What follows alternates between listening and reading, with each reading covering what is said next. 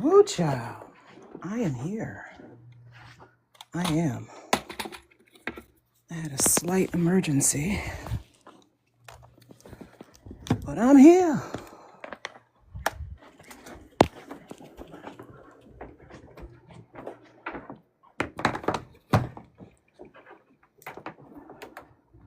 I want to take a minute to welcome everybody in to Our Vote Counts. You will see me on the screen in just 1 minute while I get my things set up here. I'm usually very punctual. Listen, sometimes punctual don't be working with me. You see what I'm saying?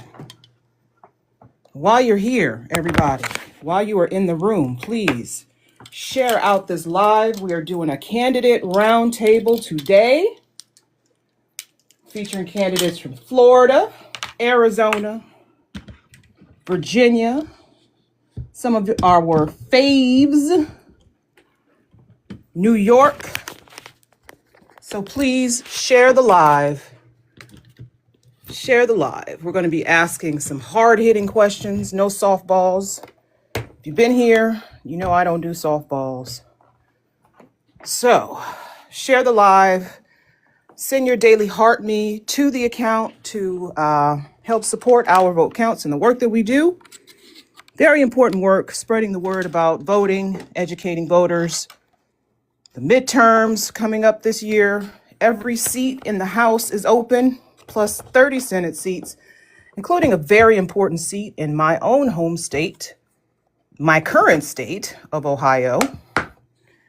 Sherrod Brown, former Senator Sherrod Brown versus John Husted, who was appointed after J.D. Vance became the vice president. So very important things coming up, and we want the people to know about it. We want people to know who's running for office. We want people to know that voting, not just in the general election is important, but voting in the primaries are important. The candidates we're talking to are going to be running in the primaries, so they're not even on the general ballot yet. They got to make it through the primaries. You know, like those initial rounds of American Idol? That's what they got to get through. That's what they got to get through. So, let's see. I am going to do my green screen here. And I always have trouble with this green screen. TikTok always be trying to play with me on this. So let's see if I can even find it. Find the picture we're supposed to use. Let's see. Oh, there it is. And there I am. Hello. Oh, Christopher, that's right. You don't have a primary. You're independent, right? You got enough signatures to be on the general election ballot? You balling? Chris, do you know ball? Come on up here, Chris. Chris, do you know ball? I don't have enough signatures to be on the general election yet, but we'll get there. How many signatures do you need? They're going to tell us this week. They have to, it's a surprise. It's a surprise. It should be just a little more than it was for the last election, same election. So it should be like 5,000 to 6,000. Last election it was like 4,900 or something for mine. But it's based on the number of independents that are registered and things like that. So there's a whole calculation that they have to do. Suffice it to say, it's very boring, but it's also very prohibitive for independents. We have the highest one. For instance, like the Democrats last time and Republicans were in the 2,000s that they needed. Oh my gosh. They have the primary. So it's not one of those things where it's like either 5,000 signatures or $50,000 or something like that? I do not believe there's another option other than signatures. And it's signatures plus money because you have to defend your signatures. People will sue you and say your signatures aren't real. You gotta probably pay some money unless we do have an online system now as well. That is a little bit more concrete, a little bit harder to challenge. But it's an interesting deal out here. Woo! In Ohio, it's 5,000 signatures. And plus you have to, all of them have to be verified. Every single one of them. I'm working with a candidate now who is trying to get her 5,000 signatures. It could be from anywhere in the state, but people think that if they sign, if you get signatures means that you're vouching for them as a candidate. No, they're just trying to get on the ballot. Right? Woo, Christopher, you got feedback. Are you standing in a wind tunnel, baby? And I'll turn it off. Sorry.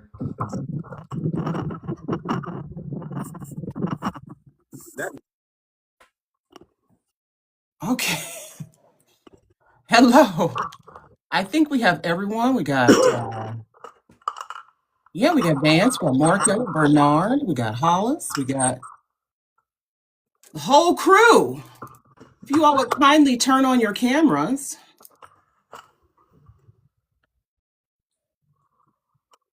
Mr. Bernard, you're muted.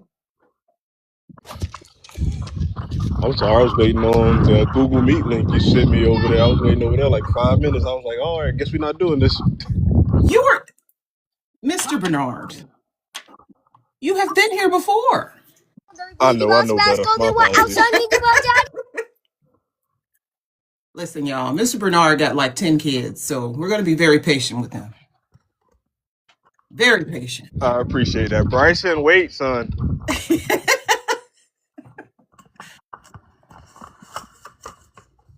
And Mr. Vance, Mr. Bostic. Yep, I'm working on my background thing. I'm trying to figure out how this works, but I'm here. You don't need to have, if you can't find the background, don't worry about it. We just need to see you on camera. Yep. I'm here. Am I here? Am I here? It doesn't even show me. Hold on. It's like looking right at me. 1 second. I'm gonna figure this out. Okay, well, while he's doing that, welcome everybody to the Candidates Roundtable for Sunday, January 4th, 2026. Happy New Year, everyone. If you're new here, then you don't know that we like for you to share out the live so that we can get more people in here participating in the Candidates Roundtable, asking questions. Also, send us a daily heart me, just one coin to support our account. If during this time you hear something you like or you want to support the candidates, you are welcome to do so by sending them a gift, or they accept donations through Act Blue. I believe every candidate is on Act Blue. So I think it's better to send a donation through Act Blue, but if you want to give them a gift here, you can also do that. You can also gift the account, but we mostly want you to like the live, like and share the live, share it out to your people. Let them know that we are having a candidates roundtable today and that Our Vote Counts is a nonpartisan movement uniting Americans from all walks of life to empower voters, support candidates of integrity like the ones we have on the panel here today, and ensure every voice is heard. Through education, outreach, accountability, and action, we are building a stronger democracy, one informed vote at a time. Thank you for joining us. Remember, your vote is your power. And coming up this year, we have the midterm elections. Midterm means that it is in the middle of a presidential term. So this is going into the second year of Donald Trump's second term. Hey, there you go. And midterm, every seat is open in the House of Representatives, the U.S. House of Representatives. Hollis, I believe, is running for the state House of Representatives for the state of West Virginia, if I'm not mistaken, right, Hollis? Hollis, you are muted. You're running for... Yeah, that's correct. I'm running for the West Virginia House of Delegates. So House of Delegates, okay. Yeah. So your House of Delegates, also there are 30 U.S. Senate seats open. There are governor's races, a very important year. We're trying to get people out to the primaries because a lot of people do not vote in the primaries in every state, across every state. Per his request, do not donate to Christopher. I forgot Mr. Christopher. He's a special guy. He's a special guy. He's hardcore. Do not donate to him. Don't give him any money. Don't ask him about no money, nothing. But so yeah, 2026, a lot of tough races. So I'm going to be asking the candidates questions that pertain to state, federal, jobs, voting, representation, all kinds of things, hard-hitting questions. If you are in the audience and you have questions for the candidates, or you just want to offer, your opinion about what we're speaking on, feel free to put that in the chat, or you can hit the multi-guest option if you're able to do that based on your account settings. And you can come up and you can ask, you can participate yourself. We have 2 boxes open for people who want to ask questions of the candidates. So we're going to go ahead and get started. I'm going to have every candidate introduce themselves and let us know what office you're running for and why. Very briefly, why. I'll start with Christopher. Go ahead. Christopher Ajluni. Oh, you're barely audible. Can you turn it up a bit? When it's on my desk, it can kind of suck. Is it better now? Yes, it is. There you go. Okay, that must be it. I'm Christopher Ajluni. I'm an independent, nonpartisan candidate. I don't take any money, so I'm a no money candidate. And I am running for U.S. House of Representatives for District 1. And it's out here in Arizona. If you're in Scottsdale or Paradise Valley, Fountain Hills, any of the surrounding area here, you're one of my constituents that I hope to have. And I'm running because I believe that at the underpinning of every issue, money is polluting our democracy, and it is causing us to have our values not be coming out from the government in our policies. So that's basically why. Okay, go ahead, Maura. Hi, everyone. I'm Maura Keller. I am running for Georgia's 3rd Congressional District. I'm a retired Army Lieutenant Colonel. I did 26 years. Then I was a former VA healthcare worker. And that was one of the reasons why I started I had to run, was because I couldn't get stuff fixed at the VA. And so I thought, this is one way that I can get it done. Now, my district, I've got 15 counties, so I'm doing a lot of windshield time, got a lot of rural areas. Okay, and Hollis, go ahead. You're muted. Hold on. Okay, there you go. Sorry about that. My name is Hollis Lewis. I'm in the West Virginia House of Delegates here at the state level in West Virginia. I am one of 11 Democrats, one of 3 Black or minority persons of color in the state legislature. So this will be my 3rd session. Our election, we got our primaries in May of 26 and our in the general in November 26. I am running to serve the people. I've served on the West Virginia Parole Board. I serve as a Kanawha County Magistrate here in the capital city of Charleston. So I think we need representations who are going to represent the interests of the people, not interests of corporations or the wealthy, but represent the people in general. Thank you. Okay, Vance. Hi, I'm Vance Bostic. I am running here in Brooklyn, New York to remove Hakeem Jeffries from office because we need real people representing real people in Congress, and we have to remove the grip of the billionaires from our representatives and from our government. I think that is the core of our problem, and where we can enact real change is by giving the power of the seat, by the power of the government, back to the people where it actually belongs. And Mr. Taylor. Perfect. Right on time. Everybody's sleeping. Hello, everybody. My name is Maura Keller. I am running for Congress here in Florida, Congressional District 21. I'm a firefighter paramedic here in my district. I am running to give a voice back to the people who feel underserved and underprivileged here in my county and here in the state of Florida. Listen, I have 2 kids who, when they were that age, I couldn't even take a phone call. Okay, I couldn't even talk on the phone. They wouldn't let me. Still, I'll be chilling somewhere, minding my business, and here comes a 17-year-old, Mommy! Oh my God, it's you! I've never seen you before in my whole life, and she wants to talk about everything. So, I'm very sympathetic. No, the Now, fun part is like he doesn't bother me all day, and then when I got something to do, it's like, oh, great, I got a daddy now. Great. Love it. so and I still do. I have this whole list of questions and everything, but what happened yesterday is at the forefront of my mind. And I know it might not deal directly with state issues, Hollis, but you have an opinion on it, I'm sure.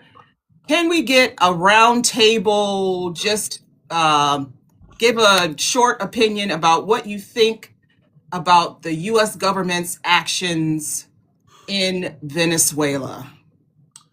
All right. Well, I think, obviously, I think we all probably need a little bit more information. And I think as the days and weeks will come out, we'll have a lot more information that we can base our informed opinion about what happened. However, what I would say is that we can't not police the world and seek justice for the world when we commit injustices.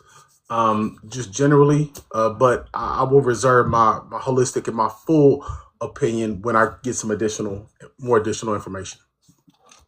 Okay, Christopher? Yeah, I think should be a huge message to any country that is like resource dependent. And the message is that if you have something like that, like if you have oil or you have something else, tourism, whatever it is, you ought to use the profits of that industry to better your infrastructure, to better your democratic institutions, to make sure that people are, I guess, decentralized with your government. Because if you have that, you have a better defense against any type of intervention from any superpower. And it looks like we're moving into a realm where we have like three superpowers, like one in each, one in Europe, that's Russia, one in the East, that's China, and one in this hemisphere, which is us. And if that's the case, any country that has like a strong set of democratic institutions has a much better chance than one where, like Maduro, he was engaging in corrupt activities. They weren't having elections. They were doing a lot of stuff that made them vulnerable to Trump now being able to go there and do this. And what this is, by the way, is a purchase by the oil companies in the United States. They are getting back to what we used to do in the early part of the 20th century. And that is run Venezuela. Usually what happens is the money will run around the people and will not get where it needs to go. And it will be basically like a propped up government, like an occupation. So it's good in the sense, like the only thing that I'm happy about is that the people who got screwed by this guy have got some satisfaction here. So this guy's in cuffs. But other than that, I think that people should go read about Venezuela's history. They should understand that we've just set up almost like a colony in a way that will be a very hands-off. They're going to keep saying it's hands-off, but there will be troops there. There's already a ton of Navy there. This will affect us. This will affect refugees. If they can't stabilize the country, people will come here. So there's a lot of implications. There's a lot of stuff going on, and it's something that, again, we do need more information. I agree with Hollis, but I just really think that everybody, especially abroad, should be understanding you need to strengthen your country. You need to make sure that people have a voice, because if everybody is talking, if everybody resists, then we can have our own country instead of somebody who's just run by somebody else. Okay, and we're going to circle back to a few of those things like organizing and energy dependence and all of that. But I wanted to get Maura's opinion on this because Maura is a veteran, and we're talking about putting boots on the ground in other countries when this president said no more WARs when he ran. And Maura, what's your opinion on this? I mean, again, from a military standpoint, he went around the Gang of Eight. As a minimum, they should have been involved, number one. And number two, we have Article 1, we have Article 2. Article 2 belongs to us in Congress. I'm sorry, Article 1 belongs to us in Congress, where if you're going to do anything dealing with a war, and that means putting boots on the ground, we should have known about it. And they purposefully were trying to make it sound like, which is so weak, that this was a law enforcement, FBI issue. So we were just in support. That is total BS over that. So, and when we talk about listening and you want to find out like what's the rest of the story, I don't think we're going to find out. Just like we still don't know, out of all those boats that have been targeted this whole time, as to why we were doing this was because of narco terrorism. We still can't confirm that that's exactly what was happening on those boats. And now when he being Trump comes out to do his speech, where was the narco terrorism all being talked about? It was more about the oil, as Christopher brought up. So the bottom line is Congress got screwed. As Congress has abdicated their authority. I was looking to see when Mike Johnson was going to call an emergency session. Where is it? Take back ownership of what we have, but instead they've all capitulated, allowing him to go on in. And this has nothing, when you have him going in, granted, Maduro, bad person, but saying, still a sovereign country, we go in. And then you hear him talking about the Monroe Doctrine. The Monroe Doctrine is to keep outside influences, right? Not for us to go in and be the influencer and have that influence be based on us, based on our standards, based on what we want from you. And, I'll leave it at that, because, man, I am just beside myself with everything that's going on. I understand. I was very upset yesterday. I'm mostly fatigued by conflicts and war and us having our hands in everybody's business. And Vance, I know you're running to unseat Hakeem Jeffries, who is the minority leader in the House of Representatives. And you feel like he's not a strong leader for the Democrats, and you want to change that. What's your opinion on? We got all this winning noise in the background, but what's your opinion on this Venezuela situation? Yeah, first and foremost, I don't agree with it at all. I don't like the fact that he went around Congress to do this. And I thought that Hakeem's message yesterday, his statement, was just absolutely atrocious. I really did not like the way he gave Donald credit in that message. It just made it, and then he quoted America first. It just, none of it about anything that is going on is good. I don't stand for any of it. I think that there's other ways to go about it. I am very much in the belief that we are in a place and time where we need to build a different world, and war should not be something that we focus. We should focus on the collective unity of the entire planet. So I don't agree with any of it. I don't agree with Hakeem Jeffries' stance on it at all. And just the way that he just bends the knee and cows down and is just well, we've got a lot of things to think about. It's just not, he's not the leader for the time. This is not what we need to be doing as a society. This is not it. I'm not with any of it. No. And Bernard, and I appreciate those responses. Thank you, everyone. Bernard, you're running for a seat in the House of Representatives, and you're looking at these congressional representatives going, well, we don't agree, but we need more information, and da-da-da-da-da. And it's kind of, in my opinion, a weak response. Like Vance said, it's a weak response. What would be your response? If you're Saturday morning, you wake up, somebody says, hey, guess what? We invaded a sovereign nation to kidnap their president and bring him back to the U.S. What would you say to that if you were in the House of Representatives? Right is right, is wrong, in my opinion. I don't got time to be dancing around delicacies as far as when it comes to foreign policies, as we're seeing our representatives and current people in government right now. They're like Vance said, they're talking out of one side. Granted, Maduro is who he is, and you have the people in Venezuela who are very happy that he got what he deserved. But at the same time, again, you had a foreign nation come and invade a sovereign country and kidnap their leader. What precedent does that set? What if somebody decides to come into this country and take our leader? There are 2 arrest warrants out for the leader of Russia and the leader of Israel right now. Nobody's going in and black bagging them and bringing them to justice. So I feel as though we are at a slippery slope. And like Chris just put in the chat, Ukraine, what's to stop, Putin from going in and kidnapping their leader, bringing them back to justice for crimes he's perceived that have been committed against his people. So it's just a very slippery slope. And I feel like a lot of times people just can't stand on what they believe because they try to play this both sides game, man. It's right is wrong is wrong. You can't invade another sovereign country and take their leader, point blank, period, regardless of the things that he has done.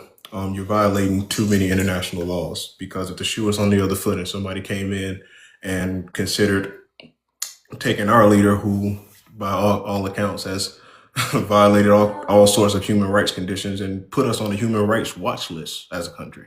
If somebody decides that, that's enough is enough, and come in and take them out, where will we be? We will be hypocrites, because there would be an uproar over the fact that our leader was just taken. So again, I don't got time for the both sides. Just stand on what you believe in and keep it moving.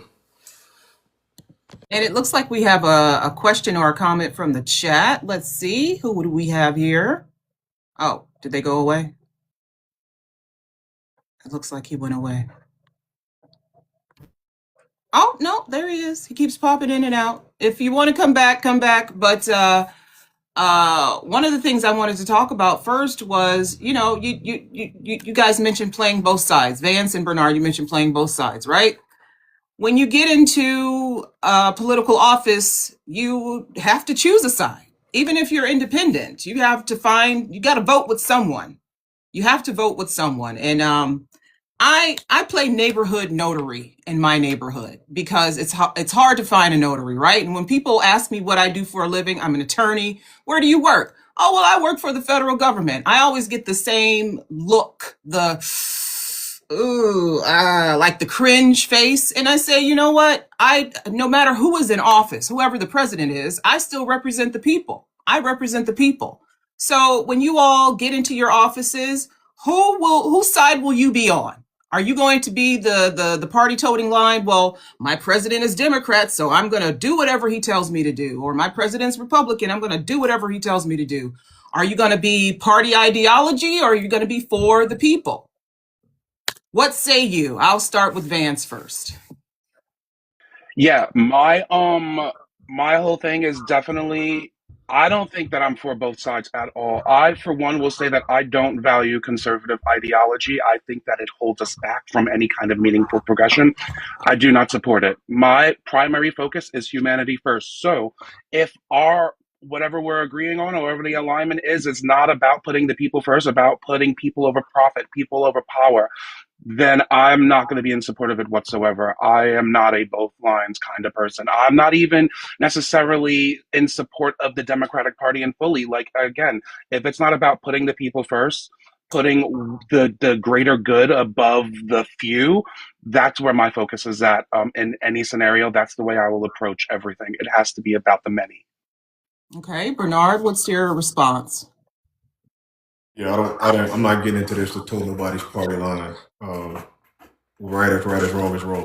Whatever is going to be right, it's going to vote for. Whatever's going to be right for the people here in my district, that is going to be what I vote on. Again, if you want a robot, if you want a standard politician, there's plenty of them out there. There's plenty of them to just wind up and do what you tell them to do. That's not me.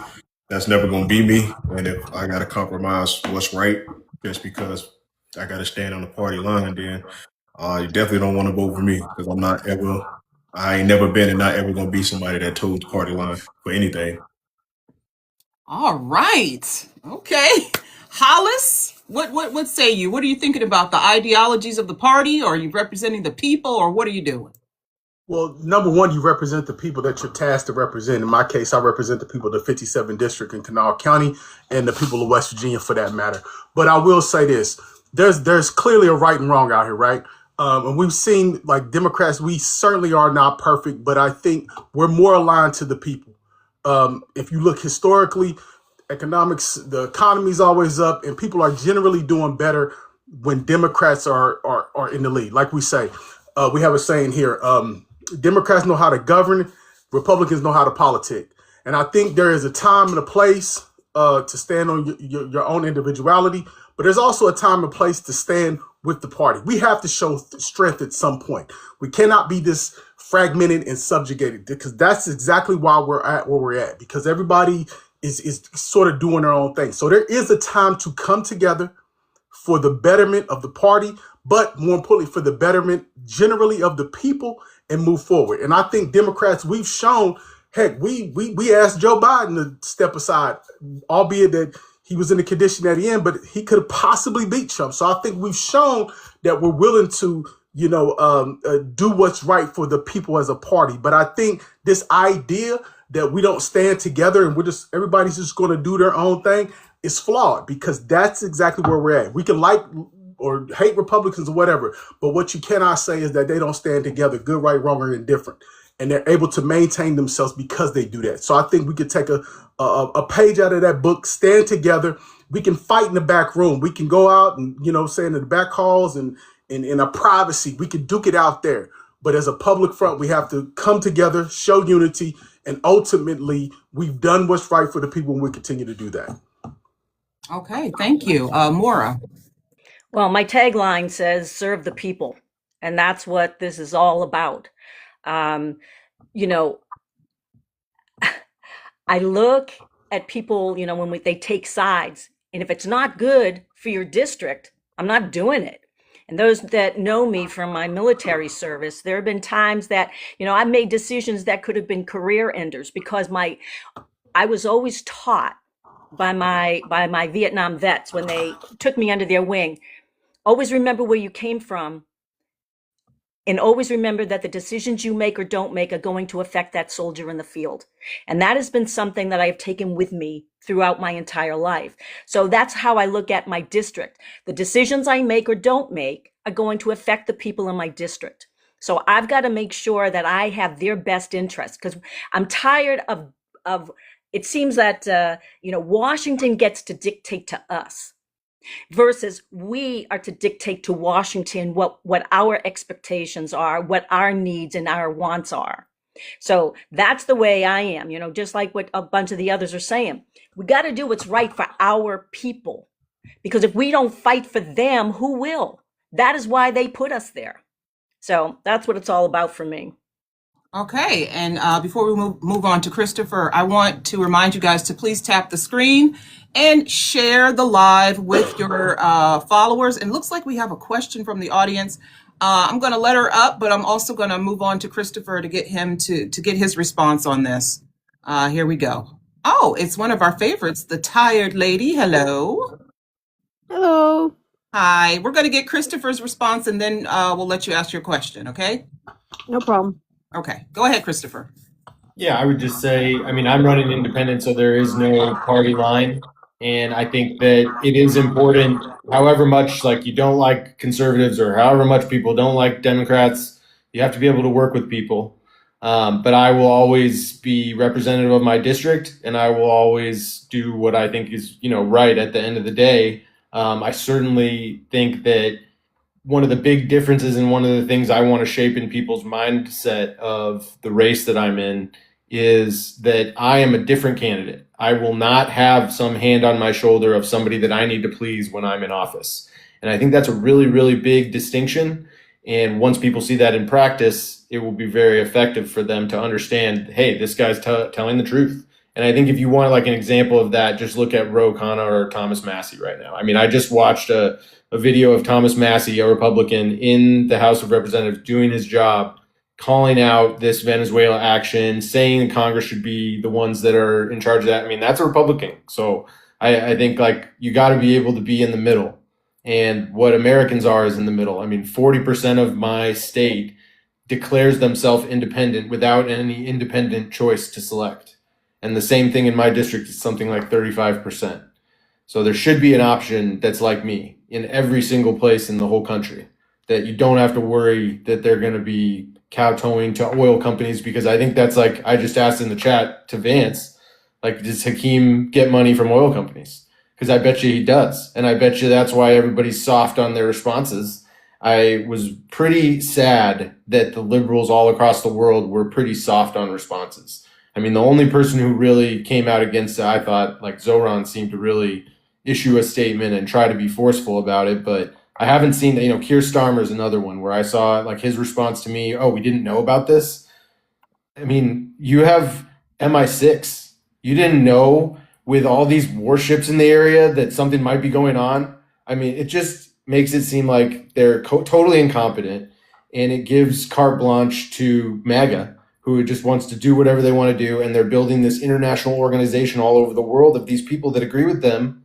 I was listening to the War Room this morning. They had on their radio guy who operates in Venezuela and operates in Miami because he was sent out of Venezuela by Maduro's people. So they have tentacles out all over the world, and they want to control things, and you're seeing it.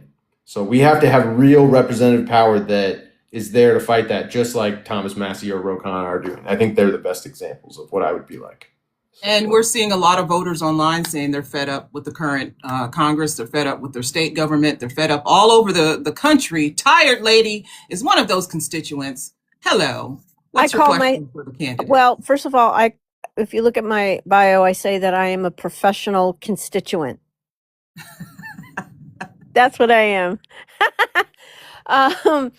So listen, the thing that I often wonder about is, how are these candidates, what are you shoring up for? Because once you get into office, they're going to do everything that they can to compromise you. And this is including the establishment Dems and probably the blue and white country, because in my opinion, it does seem like they have a very strong, almost stranglehold on the Democratic Party, and among other corporate PACs and stuff like that. And so my question for you guys is, or maybe it is more, are you preparing for when you guys get into office? Because I believe you guys are going to get into office. We're just going to dream. If they can dream nightmares for us, we can dream dreams for ourselves. Correct. So I'm just going to believe that you guys are all going to get elected. How are you going to hold on and prevent them from compromising you? And I'm even saying that because I suspect that these guys, like, I just feel like, this is just my opinion, I have followed Cory Booker's career for decades. There is a documentary about how he beat a incumbent mayor of Newark, New Jersey, and that guy had been in office for a long time, and he beat him. And this is like back in maybe the 90s. And then he got compromised. This is like the way I feel. Like, he got compromised by the blue and white country. How are you going to fight against that? Or have you already prepared for that possibility, if that makes any sense? It does. And Hollis, I'll let you answer first. All right. I'm currently in office, so this will be my third session here in January of 2026, January 14th to be exact. And I would, to answer that question, I'm a black man in West Virginia. I'm one of three black politicians here at the state level, and I think, to everybody's point, the people you represent is your constituents first, particularly your district and whatever state or in federal government if you're running that way. And I think you always have to stand on your principles. I think there's going to be times where you're going to have to work across the aisle with other, people of different party and ethnicities and all that other stuff. That's a reality of politics. You're going to have to work within your party.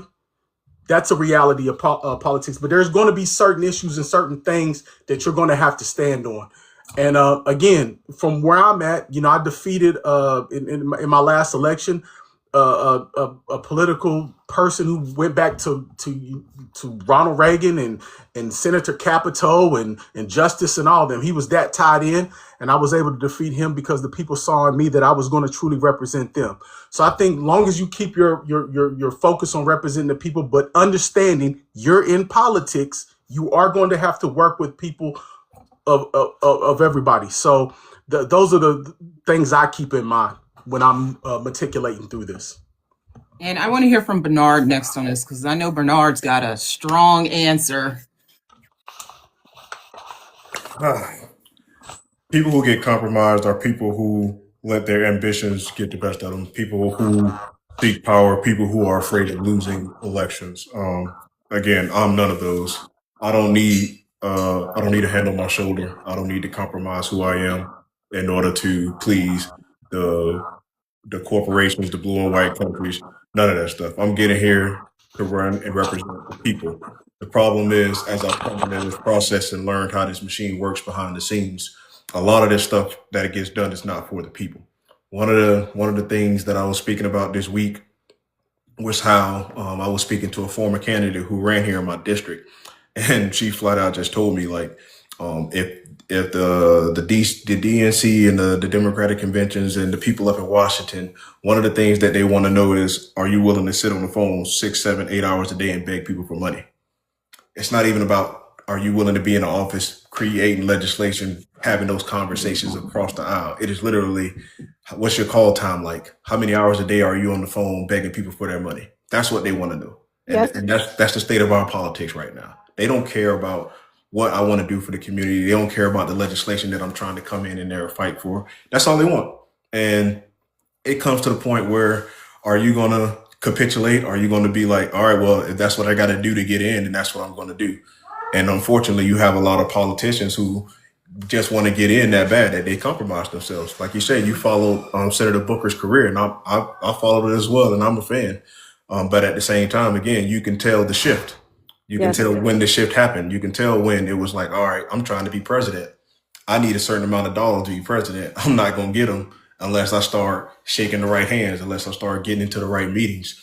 And I don't want to put Hollis in any type of jeopardy because again, he is he's a current person involved in politics. So I don't want to get him in any type of trouble. But anybody who's ran for office, anybody who's been in this process, they understand what it is. It's not about what you can do for the people to the big machine. It's really, are you a fundraiser? Can you raise funds before, first and foremost? When they find out you can raise funds, then they'll go, all right, well, what are you trying to do? Can we control kind of like how you operate? And if they can't control how you operate, they'll push you to the side again. Can I just ask? That's what we're working at. Can I just ask, what is this obsession with money? Is it?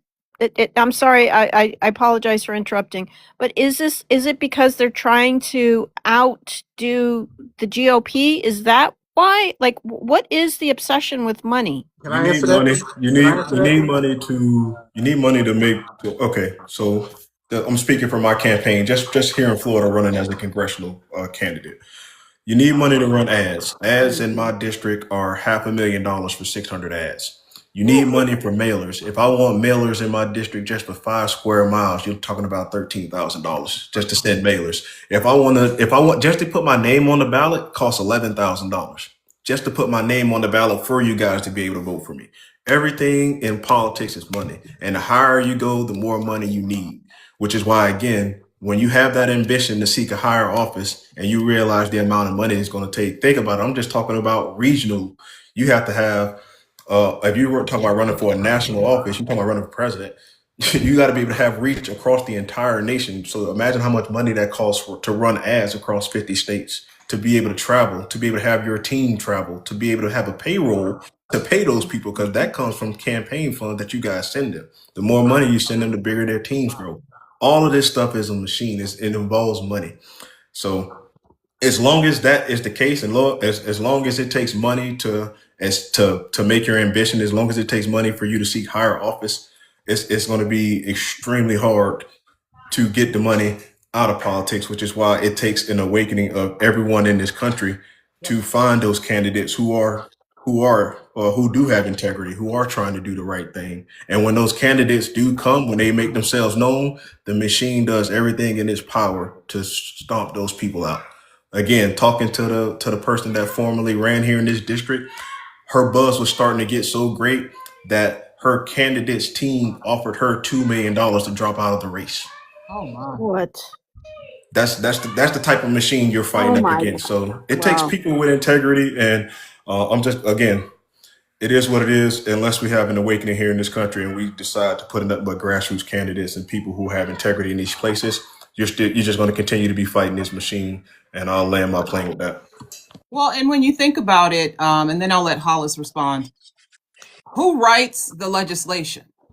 Corporations write the legislation. And if they can't get candidates in office who are willing to accept the legislation that they're writing, then they're not going to bother with contributing. So they contribute as much as possible so they can get the candidates in who are going to put forth the legislation that they wrote that benefits them, that could possibly land on the president's desk and be signed into law. They want someone in office that's going to advance their interests. The United States is all about business interest. Even what we're doing in Venezuela is because of a business interest. Heck, you could even say desegregation was for a business interest. When you get down to it, it was. Everything we do is for a business interest. Hollis, I'll let you respond. I mean, to his point, it takes money to run a campaign. You know, just in my little district here in West Virginia, Kanawha County, I spent upwards to almost $15,000 on mailers alone. And, you know, and I had additional mailers going out that that were funded for me. So it was probably up to $25,000 in mailers alone. So it costs money to run any sort of campaign. And I think what we've done, even if you look at Mandami, the mayor of New York, he knocked 2 million doors.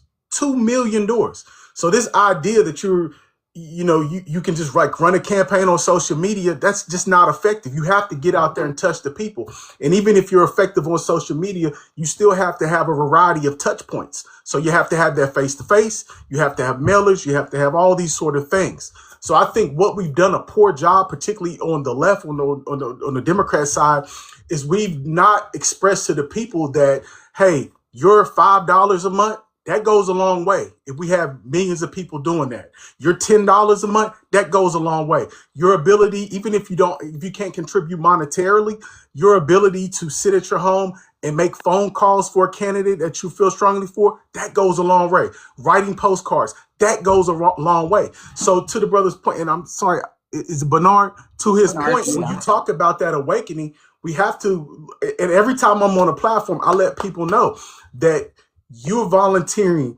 your ability to support a political party candidate, whatever that you believe in, is not tied to the amount of money that you can give. It is strictly tied to whatever the capacity that you can give. So whether you can knock doors, whether you can hold a sign, whether you have that $5 or $10 a month, whether you can sit for 5 or 10 hours a week to make phone calls, you can do that. So, power is truly with the people. But I think that when we're on our platform, when we're talking about these things, we have to let them know, like, look, these are the practical things that you can do to help this along.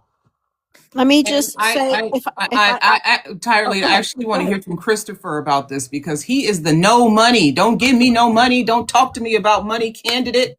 He's running independently. And Christopher, how are you doing it, buddy? Yeah, no, I loved what Bernard said. And I think that there has to be a paradigm shift of epic proportions. Like we can't do what we have always done and expect things to turn out differently. So we know that, and we know that the people with money now, with the advances in technology, have a way of wielding money that is more powerful than what we had 20, 30 years ago. They know that. They know that they have more ways of confusing us about who to vote for, or more ways to use the people that they have put in office to put up barriers to people like me, people like all of these people on this panel that want to do good for their community. We can't do it because they have set this up to be impossible for normal people. And that's why for the federal level, and why I'm running for the federal level, and even if I lose, I frankly don't even care anymore. If I were to lose, I wouldn't care, because I'm making the point and I'm trying to give people the option to have a different option that is not a moneyed candidate. It's a very hard thing to explain to people. And obviously I think it probably won't work at the end of the day unless everybody in here just goes out and changes the way they do things. But we're seeing some really, really different developments. And I think this Venezuela thing just goes to show, right? The Epstein files goes to show the fact that the United States, beyond all reasonable doubt, has participated and funded a genocide in Palestine and has done, colonizer things to Palestine. Christopher. Okay, sorry. I'll calm down. But my point is Christopher, you got to use the that TikTok friendly American. language. Christopher, I know. I'm very not saying sorry. you can't talk about it. I'm just saying I'll stop. You got to use, I'll stop. use the friendly language. Yeah, Remember the I'll land. friendly language. I really apologize. I will land. But I was just trying to point out that American values don't jive with any of that stuff that we're seeing. And the reason it can happen is because money has taken over our politics. If money had not taken over our politics, nobody who is a leader would be out there being like, yeah, this might be okay once we figure out what happens with the helicopters or something. Like it just is crazy. And it's because oil companies want to do it. That's why we're doing it. Okay, thank you, Christopher. I appreciate it. I appreciate everyone's response on that. Case, did you have a question for the candidates? I see also that you're running for office. I am, yes, I'm running. No questions. I just wanted to hop on and listen in. I kind of caught the tail end of what you guys were talking about, so Okay. I'm just here. I'm just here. Okay. Well, did you want to introduce yourself? Yeah, absolutely. I'm Case Norton. I'm a candidate for U.S. House in Georgia's 7th Congressional District, which includes North Sandy Springs, Roswell, Alpharetta, Johns Creek, Milton, Cumming, Forsyth County, Dawson County, and Lumpkin County. That's North Georgia, essentially. I'm running with no PAC, no corporate PAC money, no foreign interest money. It's all grassroots. It's been very challenging, I will say, but we've been getting a lot of support, and that's been what we're here for. Okay, great. Thank you. We do have another. Maura, I want to ask you a very specific question, right? I'm going to ask you because I know I know that you have a very strong opinion on this. What has been one story, like we're in 2026 now, and I know you're on the pulse of what's going on in your district heavily. What is one story, one political story that you feel has been ignored by mainstream media? And I'll start with you on that one.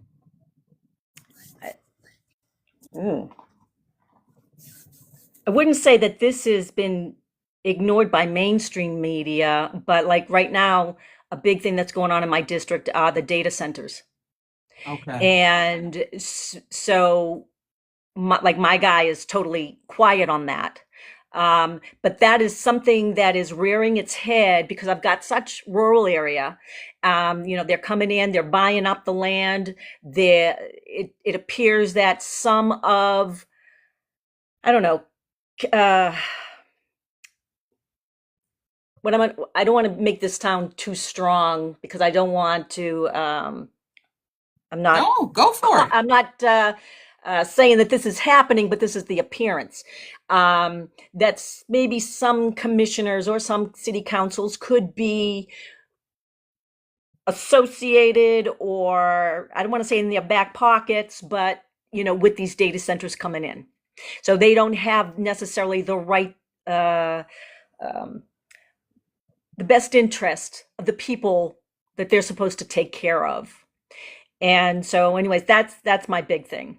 But I just wanted to piggyback for a second on what Bernard said. Okay, go ahead. Because we become money makers for everybody else. This is my second run. And they're telling me in order for me to win, I have to have about $3 million. Now, that's why we keep on looking at everyday people that you see on this panel. We are everyday people that cannot normally run because we don't come from money. We don't necessarily have that reach into people. And what you had mentioned, Ayana, was, this all is in the pockets of the lobbyists and the PACs. When I was up in Washington, I was walking through the halls of Congress. And it's like Central Station. There are so many people going up and down the halls. And as I was talking to people, I'm like, who are these people? Those are the lobbyists that are walking through the halls of Congress to go meet with all the various Congress people. So they're the ones that are up there and they don't have your best interests in mind. But yeah, I 100% talk about Bernard because the other thing is trying to get endorsements. They look at how much money you raise before they will decide to give you an endorsement. Here it is, a 26-year vet. I worked 12 years for the Undersecretary of Defense as a contractor, and then worked at the Atlanta VA. I cannot get vote vets, I cannot get Common Defense to back me because they want to say, do we think your race is winnable? And how much money have you raised? And how much would it cost them just to back me, to give me a little bit of credibility to say, you know what, her integrity, her character aligns with our mission, our statement, but they don't. And so that's all I wanted to hang on that. But Can I underscore that? I was at an event very recently, I'll be very brief, with Rashida Tlaib. She literally said the first thing about the fundraiser, first part of her speech was, I need $5 million to be viable. That was what she said. So just to your point, there, it's not just her. They are telling every candidate that they need that. Back up that again, Maura. Even with some of these groups around the country, like No Dems Left Behind is another one. I met with them, and it was the same thing. Well, what's the numbers in your district, and can you raise $150,000 first, and then we'll consider it. It's like, again, doesn't matter who you are, doesn't matter your background, doesn't matter, if you are just the right person for the job. It's literally, if you can't produce dollar signs for us, there's really no need. And I think I talked to someone else who was trying to get vote vets to back them, and they told them we don't even talk to people who haven't raised $150,000 by themselves. So even these entities that are supposed to be on our side are supposed to be, like you say, Maura's a veteran. I'm a union member of the IAFF, of International Association of Firefighters. I can't get a phone call, and I'm a union member. So Yep. again, it just goes to show you it's a lot of money that's been tapped into this thing over all these years, and it's gonna take a tsunami to change the way it has been, unfortunately. Well, welcome to the Can I? tsunami. Okay. All right. Vance, go Yes. ahead. Okay, I really just wanted to say, the money thing is such a big problem to me. It's like one of the driving core factors of why I'm running for Congress. Before I made the commitment to run, one of the things that kept playing in my head was the Martin Luther King, we need leaders not in love with, and we need leaders not in love with money, but in love with justice, not in love with publicity, but in love with humanity. And that's just something that kept playing in my head over and over and over again. And I think it's just about staying true to who you are. Like for me personally, I come from a hospitality background, and you kind of don't make any money in that field. And I've always worked for my passions and the things that I loved, and it's never been about generating profit. But I think definitely there's a way to change the way we do things. We can't keep asking for change and then doing the same things over and over again.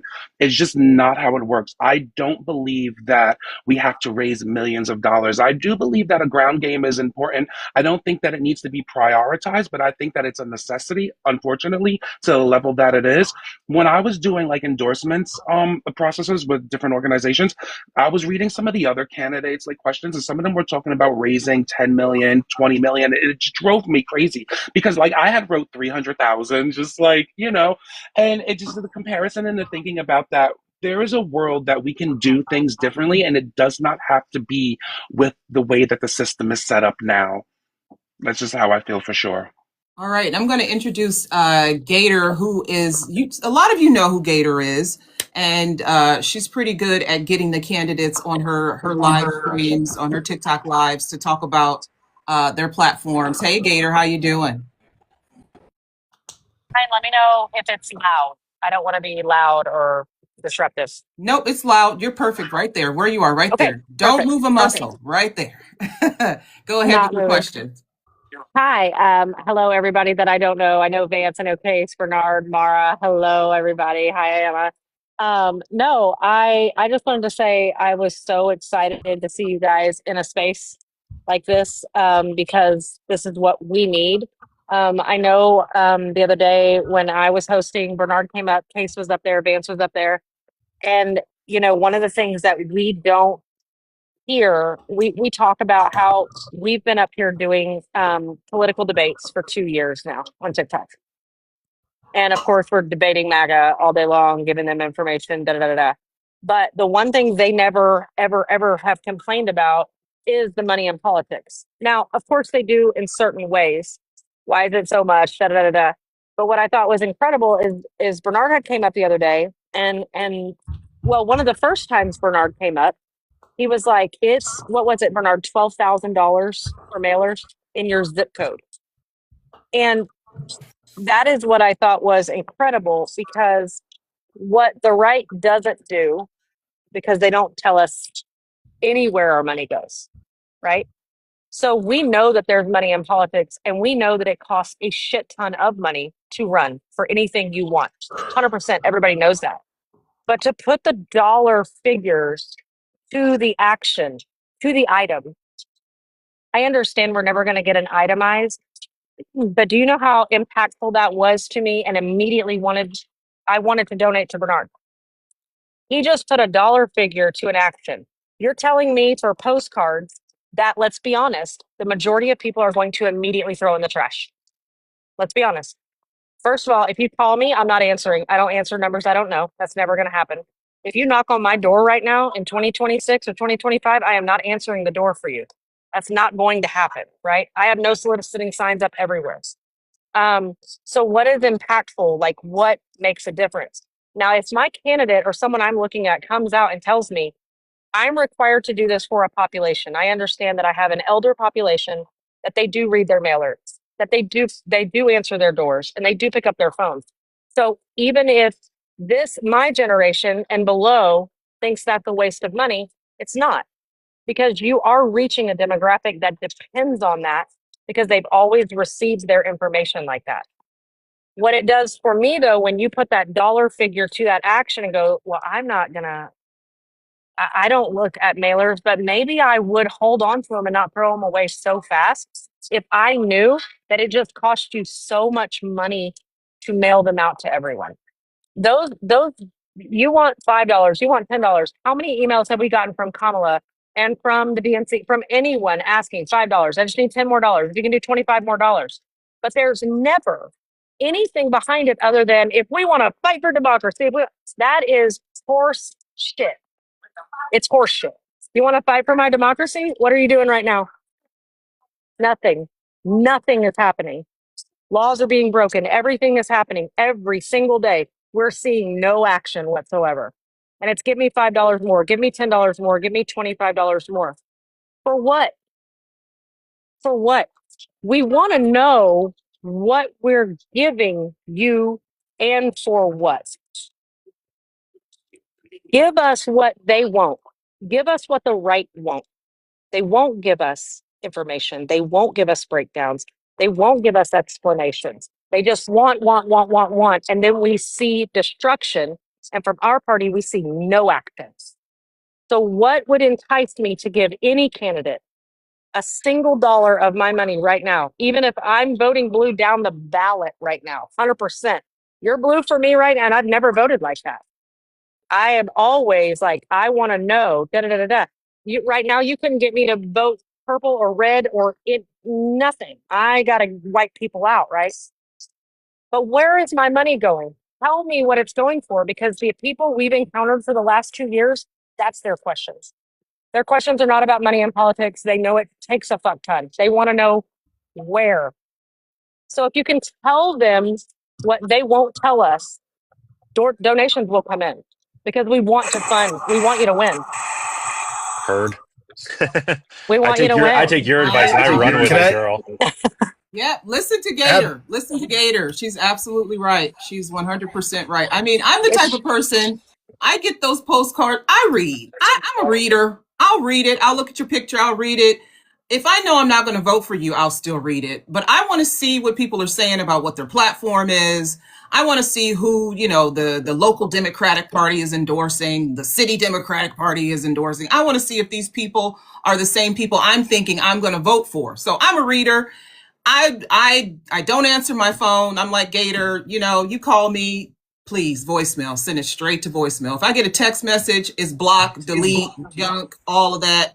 Emails, block, nope. On an iPhone, you can set it on an iPhone. I have my phone set where if you're a number that I don't recognize, you go straight to voicemail. My phone doesn't even ring.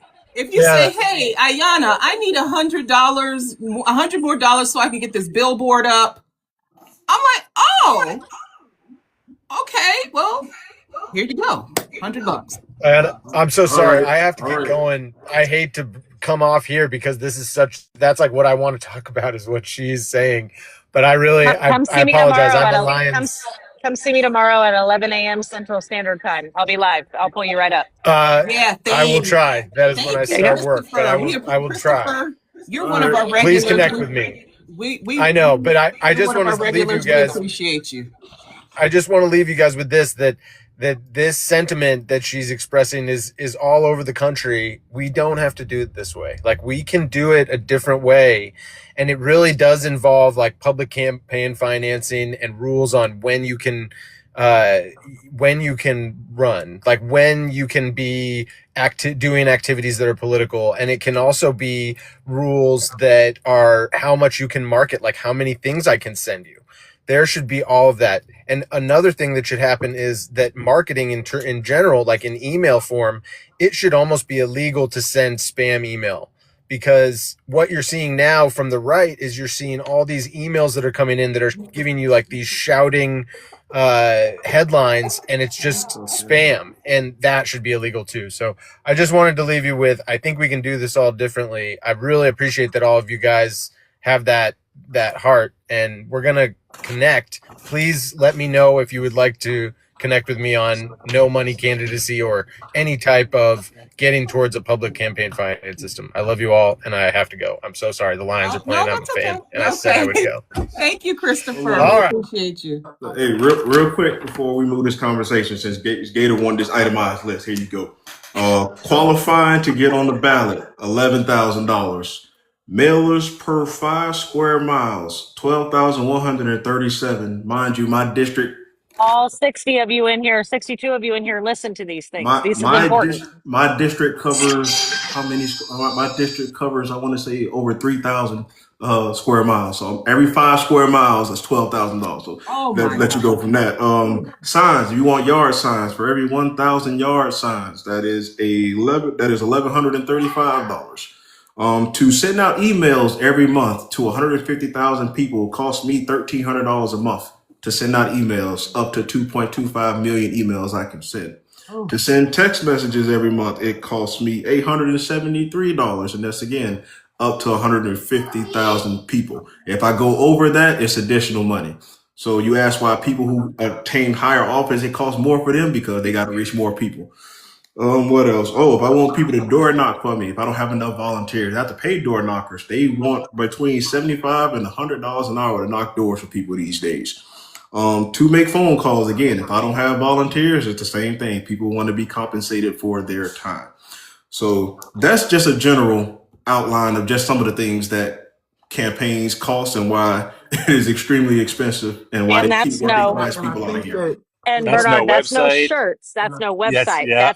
That's no social media. That's no bumper stickers, no magnets, no pens, no shirts, no hats, no flags, no whatever. And I'm No not talking about, billboards. Billboards are listen, $250,000 off the highway. billboards, We're not even talking about average. billboards on the Okay, highway. so let me ask you all this. And Hollis, you've run for office. This is your third. You said you're going into your third campaign. How did you do it? How much money have you raised so far, and how did you do this before? Well, again, I'm in a slightly smaller district, so I think it took about $30,000-$40,000 in my last campaign. And I just want to say, as far as like campaign financing report for each candidate, whether you win, lose, draw, is public information. So you can go to that campaign finance report and you can see exactly how the money is being spent. Secondly, if you have a candidate who you are seeing everywhere, he or she is sending mailers, their billboards, they're this, they're that. You can see how they're spending the money. So you don't necessarily have to say, how are you spending the money, when you can see how they're spending the money. They don't. Here's something I'm never going to do. Hold on. Let me talk. Okay. Let me speak.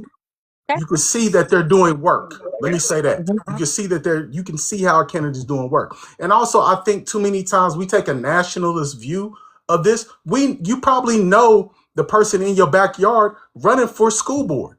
You probably know the person who's running for the PSC commission. You probably know the person who's running for city council. So if you know this person, you have his history, you might have went to elementary school all the way to high school, college with this person.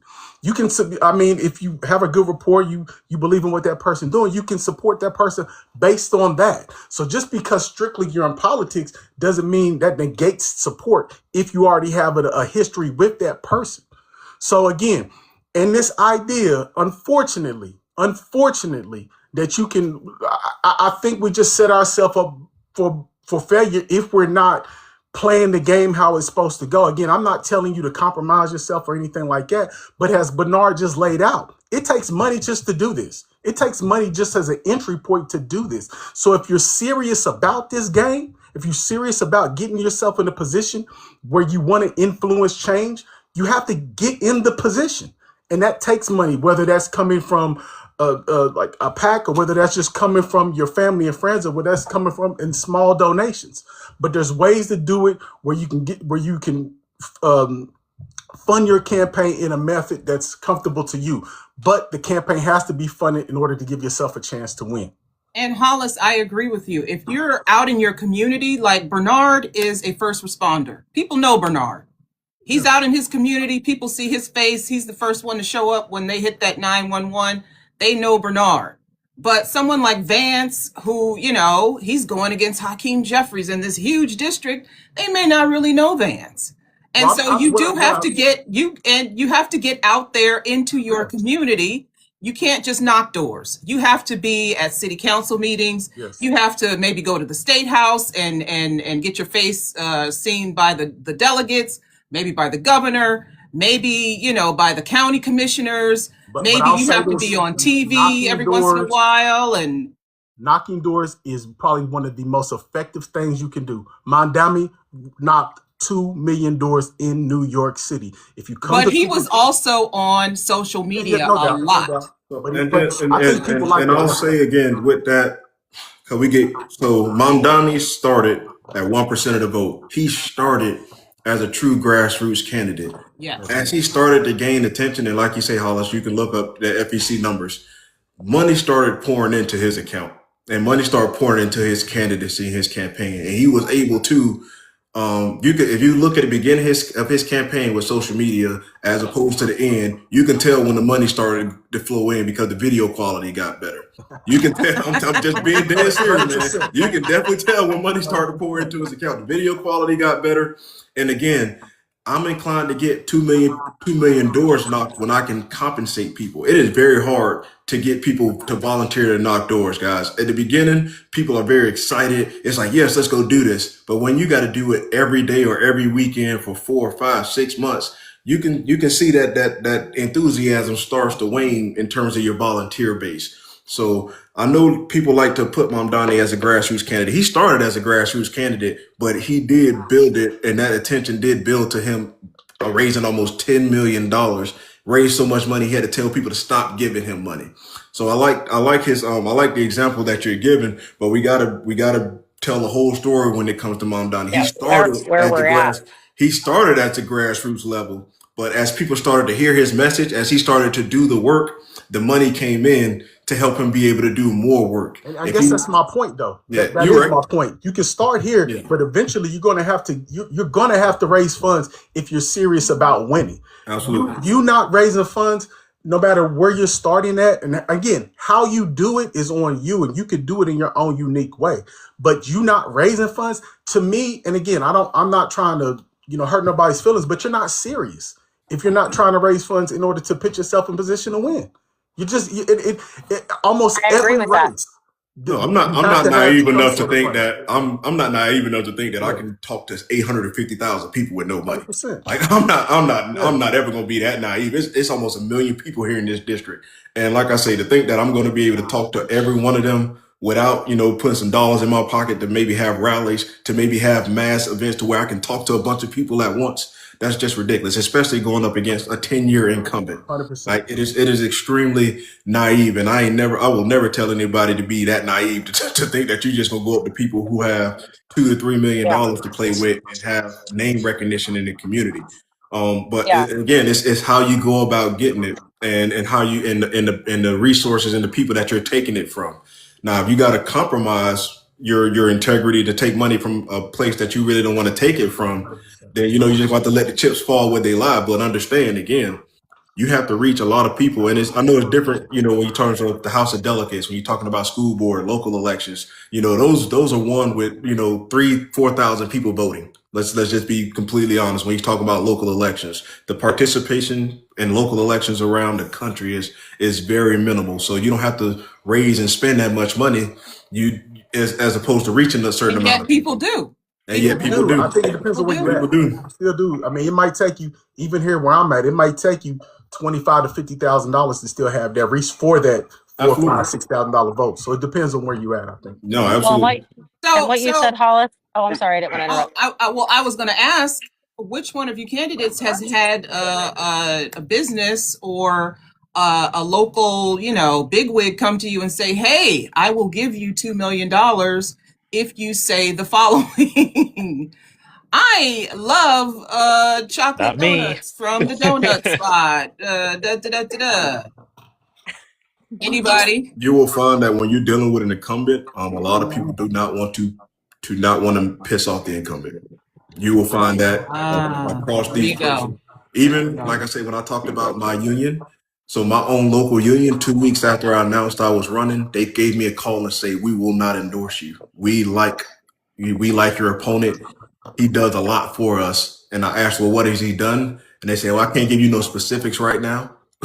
But that's just how it is. Like, nobody wants to get on the incumbent's bad side because if he runs again, he's going to win again, and you don't want that person's wrath. So as far as like businesses or any people like that come in and be like, "Hey, we'll support you against the incumbent," that rarely happens. I just want to say one thing, Ayana, and then I'm gonna slide out of here just because my bestie is in from Wisconsin. EE, if you guys see her on TikTok, she came all the way to see me, so we're having fun. But I just EE said hi, Bernard. I just wanted to land with this. It is so important. Every day we talk to people. We talk to hundreds and hundreds and hundreds and hundreds. We're a very tight knit group, and we go panel to panel. We're mainly comprised of veterans. I am not a veteran. I'm a civilian, but my son is active duty Navy right now. The ship that brought Maduro back yesterday is the ship that my son was supposed to be deployed on a couple months ago, and his orders changed. We run with a very, very tight knit community, and we've been doing this every day for 2 years. We literally come in contact with thousands of people a day, every day. And they're not politicians. They're people that are coming up and complaining about the exact same things all day, every day. They're not talking about school board meetings. They're not talking about going to town halls. That is not the average person. The average person, for me, from like myself, my kids are grown. I got one in the Navy. I got two that are adopted that are graduated high school. I got a daughter that's getting ready to go to high school. I know nobody at any school board in my area ever, right? I'm not alone though, right? So when we're talking about this stuff, it's just like, let us know how we can help and where it's going. Because I can tell you right now, no one has a problem donating to a cause they believe in. If we do not know why, if it's just another give me, give me, give me, no one is interested right now. And you guys are in a position right now where this country is in such trouble that any extra dollar someone gives anywhere is very intentional. No one is going to send you $25 a month right now and they don't know where it's going. They can't. You know who I would talk to? The person standing outside of the Dollar General. I would talk to the person standing outside of where I'm at. Where am I and where is everyone else like me? I'm going where I can afford. I'm not going to big events at big places where there's lots of live music and there's this and that if I can't afford to go. If I'm not in the position to go to the place to buy the food from the food trucks, I'm not going to the event, which means I missed you and your tent. But if you're somewhere I'm at, where are we at? Where are the people at? Not delegates, not peers, not other people raising money. The people that are going into the voting booth that do not care. They don't care. You got on there. We want to help you get on there. We want to make sure that you are a candidate. We want to make sure you're on a ballot. We want to make sure that we can vote for you. How do we get there? Tell us how to help you get there. And it's not just we need donations. It's, I need to reach so many people. This is where this portion right now, this is my goal. I need billboards and they cost a shit ton. Hell, we're going to get you there. Especially in my community, I know we're going to get you there. And we're going to reach out to more and more and more and more. We're going to meet your goal. Give us a goal, but it cannot be a blanket because we've got every state, every city, county, parish, wherever you're at, where there are how many people running? How many times do you get to a ballot and you see all the people on the ballot? You don't know all the candidates running for everything. That is the majority of people. We cannot pretend that we live in a place where everyone's political, because we have so many people that didn't vote this last time and so many more people now that are so pissed at Trump. But what are they saying? I'm not voting next time. We're not hearing people saying, I'm going to vote for the Democrats. I'm going to vote for the left. No, no, no, no, no. What are they saying? I'm not voting. We need, because we're hiring y'all. We're hiring you. We don't work for you. You work for us. I want to hire you. Show me your resume. I've been in HR at a C-suite level for 20 years. You all need a damn interview.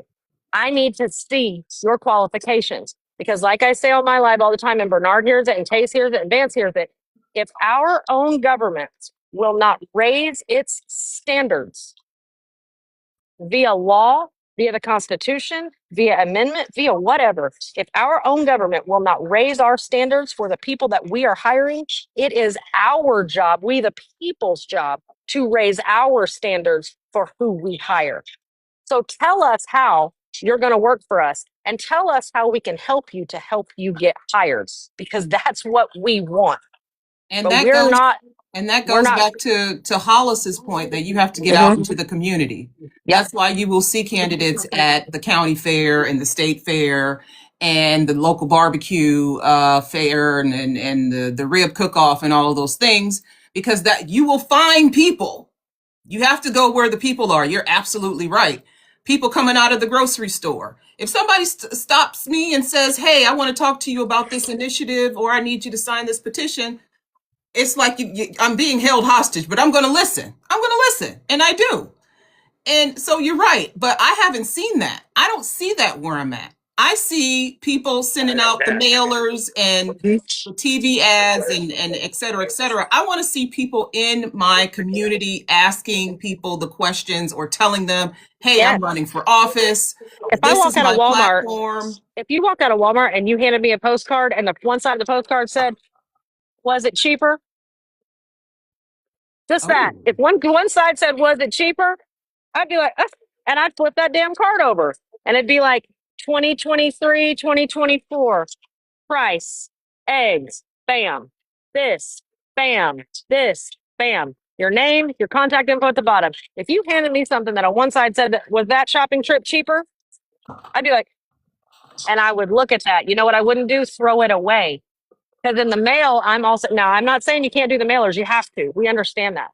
But I'm just saying, for me, my age demographic and everyone else I've talked to that come up every day are expressing this.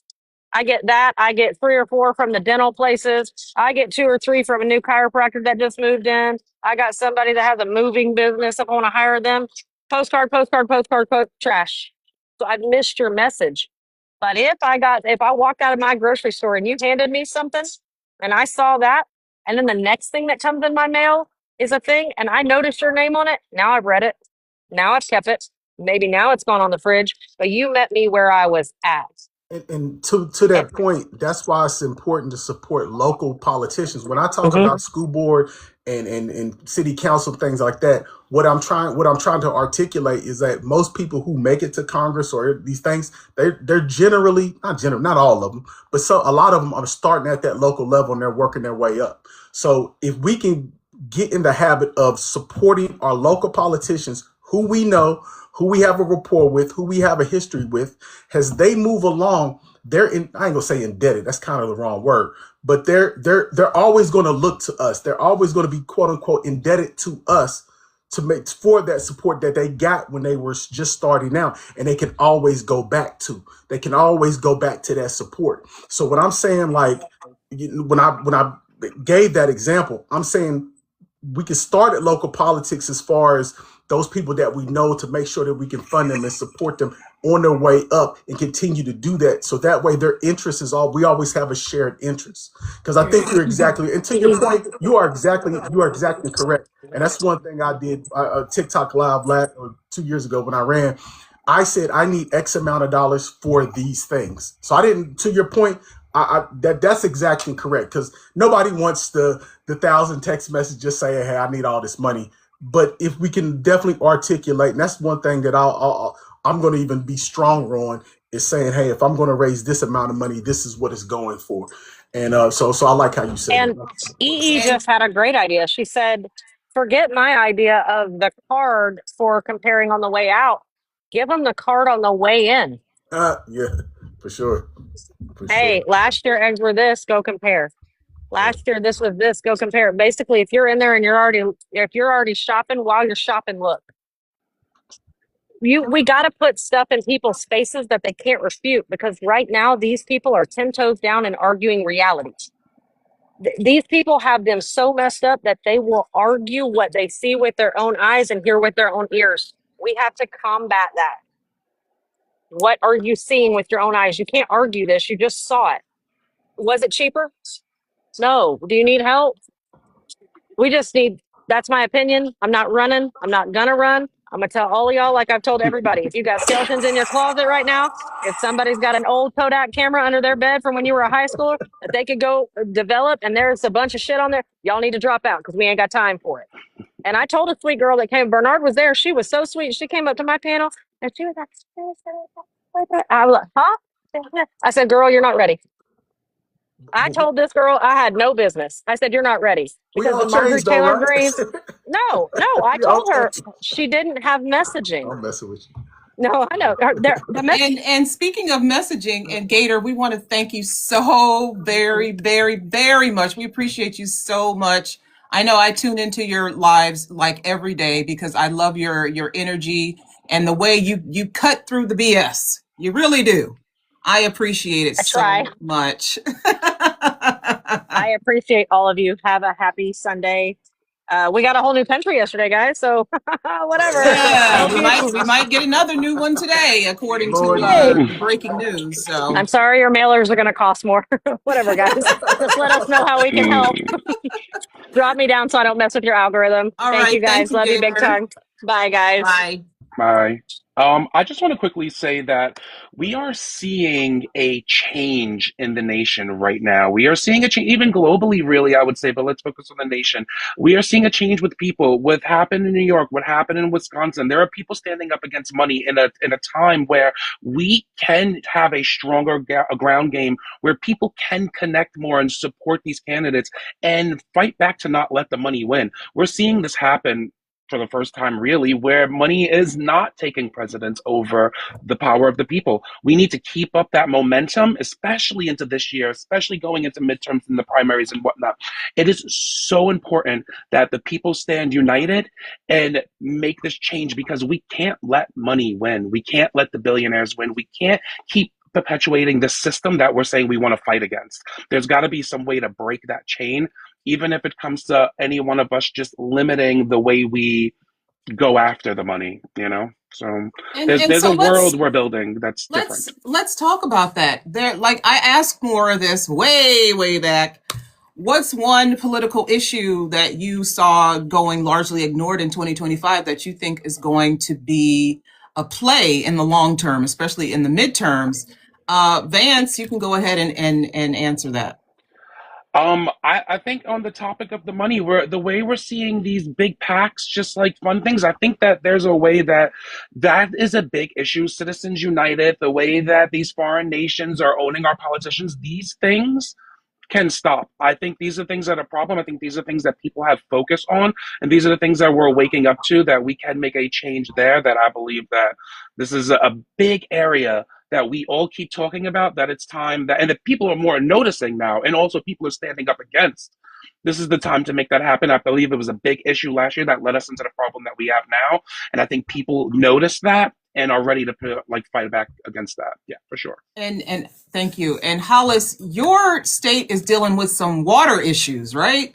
And we just saw the president of the United States veto a bill that was bipartisan, that was for clean water in the Colorado Basin area, the Colorado River Basin area. What do you think your state has to do in order to get more attention to the clean water issues and infrastructure issues Yeah, that mostly deliver water to people? it's in southern West Virginia, mostly around where the old coal fields and the coal mine communities were. And I think unfortunately we're just going to we have to have new leadership at the at the local level and certainly at the state level, because too many of our congressional politicians and even our governor, they capitulate to whatever Trump says. So whatever he says, that's what they do, unfortunately. So I think we're going to have sort of an awakening. We're going to have new leadership who's actually going to fight for West Virginia, is not just going to go with whatever Trump and the MAGA administration says. So I think that's where it starts with us. Okay, thank you. And Bernard, what's one story you think from 2025 that was kind of ignored that's going to be in play in 2026? Cost of living. The only thing I'm worried about. The only thing people around me worried about. We got a lot of other ancillary things that we would love to get accomplished as people who pay attention to politics, who know how politics work. But as Gator was talking about when she came in here, only 6% of people in this country pay attention to politics. Only people in my district, all they worrying about is their rent keep going up, the mortgages keep going up, property tax keep going up, and we can't afford homeowners insurance.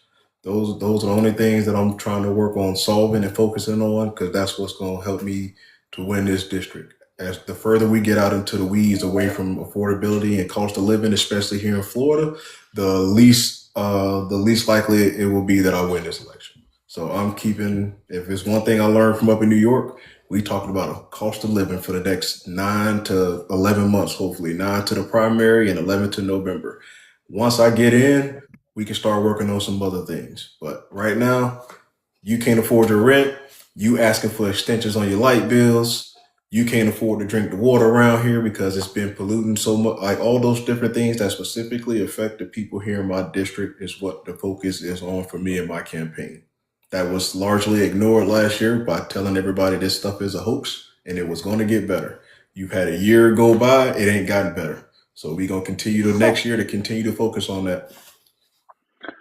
And Maura, I'm sorry. Go ahead, Vance. I just want to jump in and say, to me, I feel like affordability goes without saying almost. I feel like that is the core of everyone's problem. And even, no, I get it. But even, I think that's the core of everybody's problems. And even people who are running for office know that that is the core of everyone's problems. I do feel that, for me, especially with the big reason that I'm running, is to get in there to rewrite the laws, to make things more affordable, to make sure that the people have more power, to make sure that the corporations don't have the grip that they have.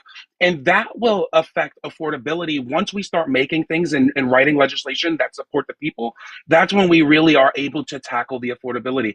I do feel that, for me, it feels like it goes without saying, especially here in New York. That's all we hear about in New York. Like he just said, it's a big problem. That's what Zoran campaigned on. And it is something that's the talk of the town.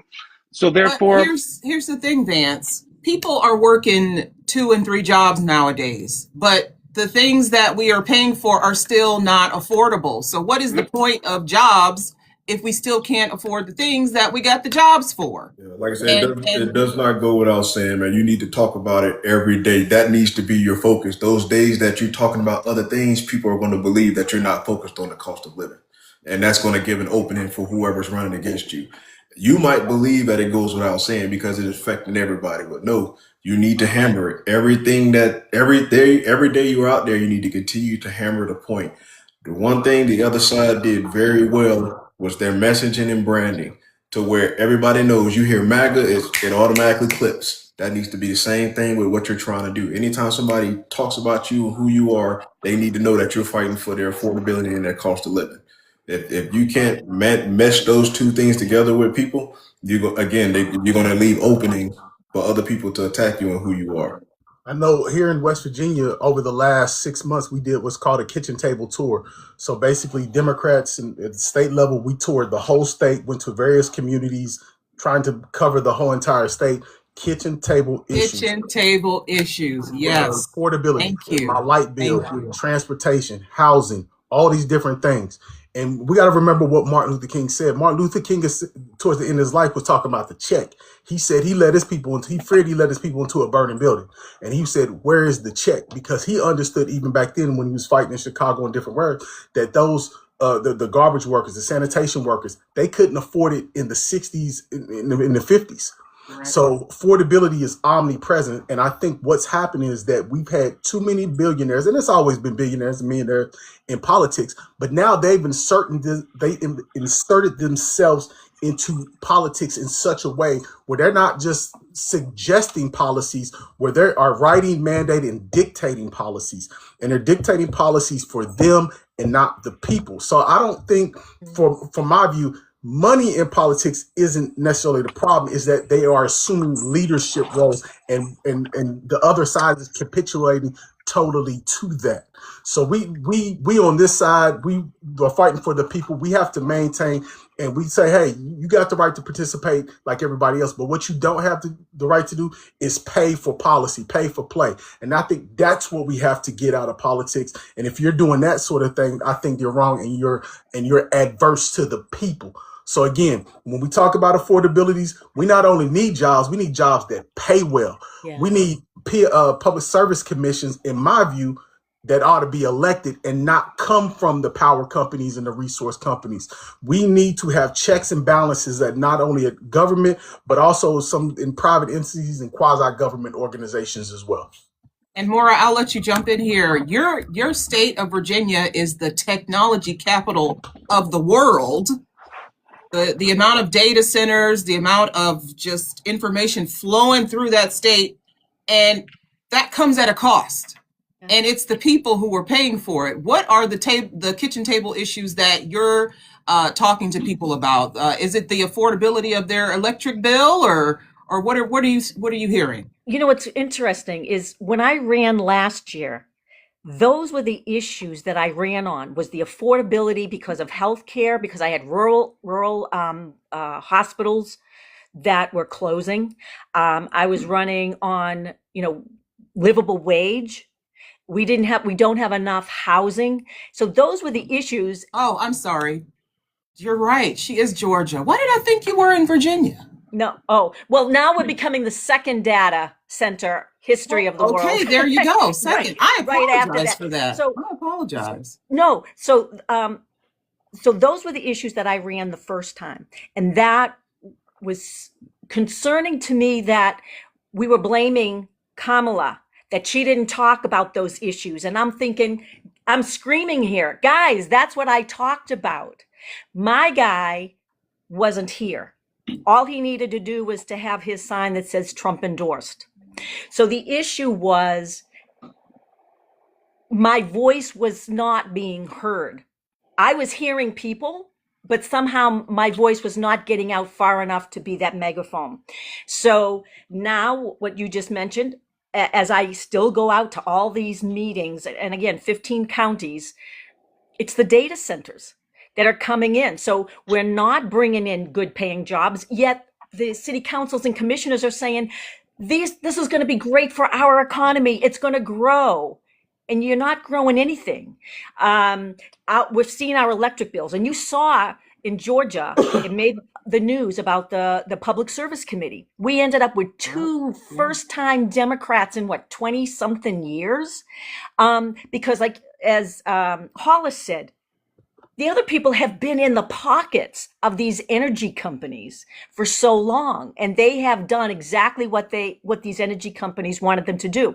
So right now, my farmers are concerned because of the water that's necessary to cool these systems. So as I go, and this is where I see the disconnects. This is the crazy part, is when I go around and I'm going to one county and they're saying, yeah, we might have enough water, but if we don't, then they'll mention the surrounding counties that we have an agreement with them to take some of their water. Right. Yet when I heard some of my where I live in Fayette County, and I heard my name, I was like, what the hell? I don't know about anything like that. So the people in the communities that don't have a data center are unaware that their waters are going to be used for another county, Mhm. you know? And so I'm trying to be that person right now to put all those pieces together, and it's starting to gather a really good coalition, because that's a nonpartisan issue. The number of Republicans and the number of independents that are saying, hey, I don't want these data centers in my backyard. I have a farm. I'm going to lose it. And I've had people say, I can vote for you because you know why? You're the only one that's showing up, and you're showing that you actually care and you're doing the work. So that's what I see right now is the affordability of what data centers, how it's going to affect, because our electric bills are high enough as it is. Yeah, I've heard about And Georgia Power. oh my with the God. and with the data centers, like I said, not only is it going to drive pollution, not only is it going to drive your electric bills up, but the sort of the Jedi mind trick that they did, as far as when they say jobs, it's going to be jobs up front when it comes to the construction and the Yep. building of them. Right. But as far as long lasting jobs, it's not going to. They're not going to be there. So And a lot of, yeah, and a lot of times it's going to have a those net jobs, negative effect.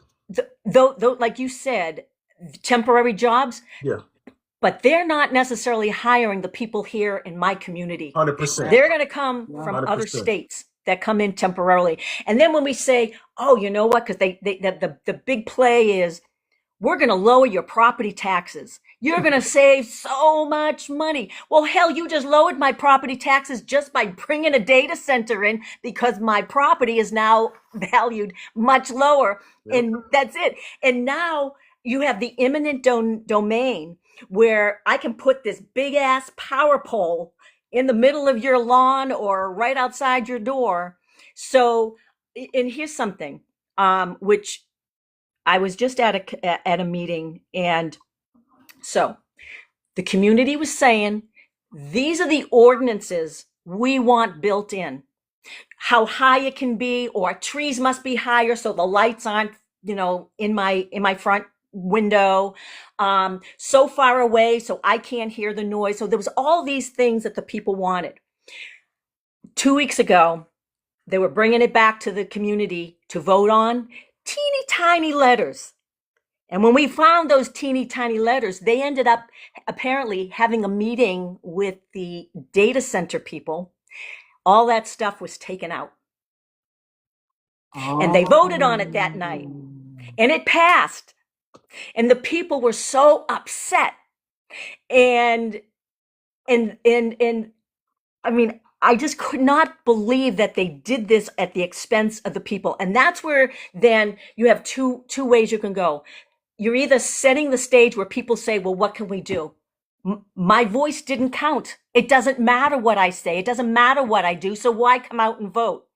And those are the ones that I have to say. And then you've got the other ones. It's like, by hell or high water, I am going to talk about this. We're going to get a coalition going. We're going to say whatever. I can't allow people to not come out to vote, because we are not, these councils and commissions don't have the people's best interests, at heart. And I'm telling you that the data center issue is going to be a big issue in the next election. And I'll tell you guys this funny story. I scroll TikTok at night, like most people do, and I scrolled by a video, and the guy was like, listen to this. I can't believe this is happening. And it was just a video, him in his backyard. And all I heard was, birds chirping. And people in the comments were like, oh my God, I can't believe this noise. I can't believe it. And I'm like, what noise is he talking about? What are you guys talking about? And there is a data center, like maybe 1 or 2 miles from his house. He's hearing the buzzing sound from the data center where he used to hear, and this was in Alabama, where he used to hear complete silence and all you heard were birds chirping. And I'm listening to this because I live near, I mean, right outside my door is Cleveland, Ohio. And so it sounded like regular everyday city noise to me. It sounded like the planes that go overhead every hour to me. It sounded like, we got factories, we've got lots of city that's what it sounded like. I put that in there. I was like, I don't hear anything. I hear nothing. Like I couldn't understand that this noise for them, just the noise of the data center, that low hum, is a problem for people who thought they were living in solitude and silence, where for me, living in the city near the big city, it's not a big deal for me. I don't care. And make Because no it mistake, sounds like everything else. and make no mistake about it. See, these are the times when they try to divide us along racial lines and different things of that nature. But when we specifically talk about data centers, they're coming to rural areas. Yep. Right. And they're coming to poor Black communities and maybe even some brown communities.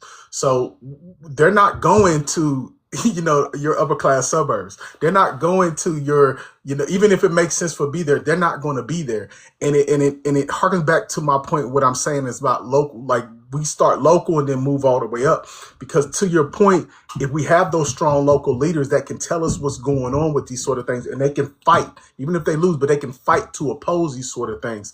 So I think that, these are the type of issues that unfortunately is going to be negative, but I think these are the type of issues that are nonpartisan, that are non-racial, that don't have that sort of connotation to them that we can all rally around, because it's going to affect people that look like everybody in here one way or another.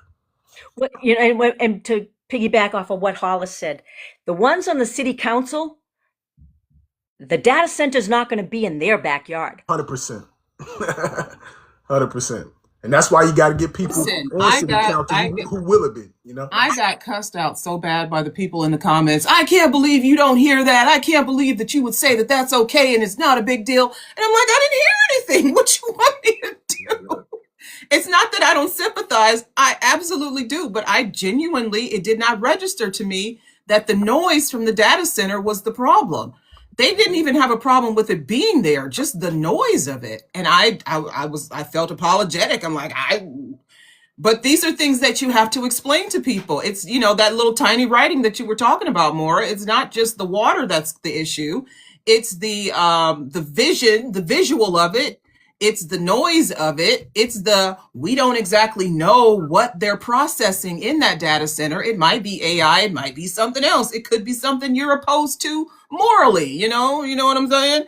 And people don't really understand that. And so you have to break that down to people, but using social media might help. So I want to know from you candidates, how are you using social media to advance your campaign? Is it working for you or against you? And Vance, I'll go with you since you're you look like you're the youngin in the camp. I'm 38. I might be, maybe I'm the young one here. I don't know. But yeah, no, 37. Oh, Bernard, I'm so sorry. I apologize. Bernard is the baby. Yeah, no. So for me, like, I don't know. I'm not doing the best with social media, I will say. I might be in some ways. I'm constantly banned.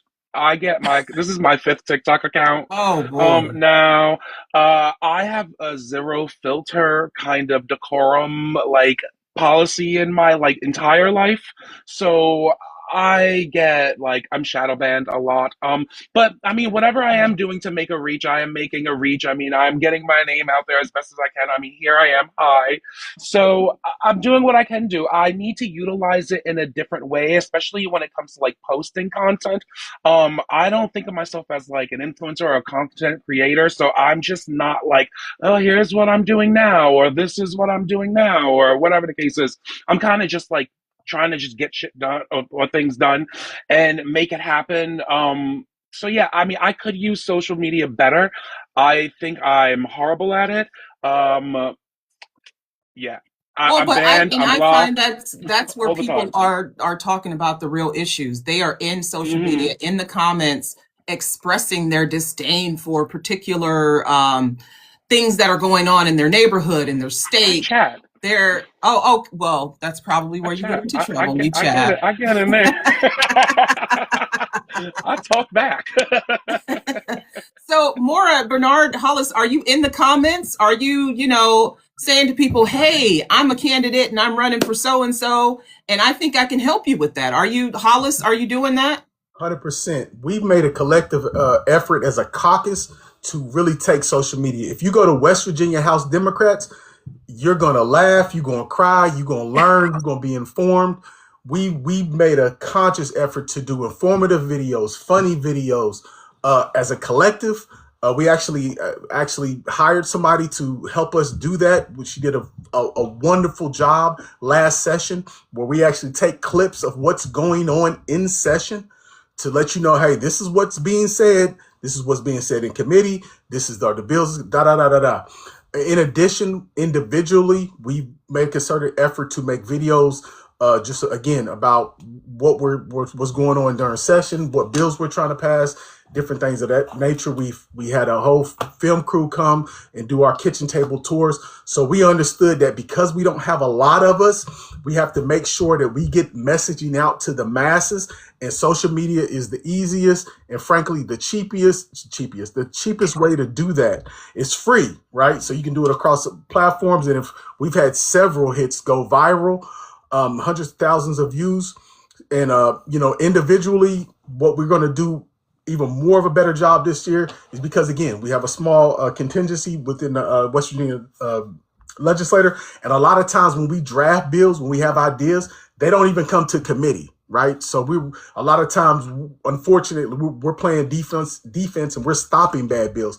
But one of the things we're going to do, platforms is TikTok, Instagram, social media. Look up Kayla Young, West Virginia House Dems, Hollis Lewis. You'll find us all there.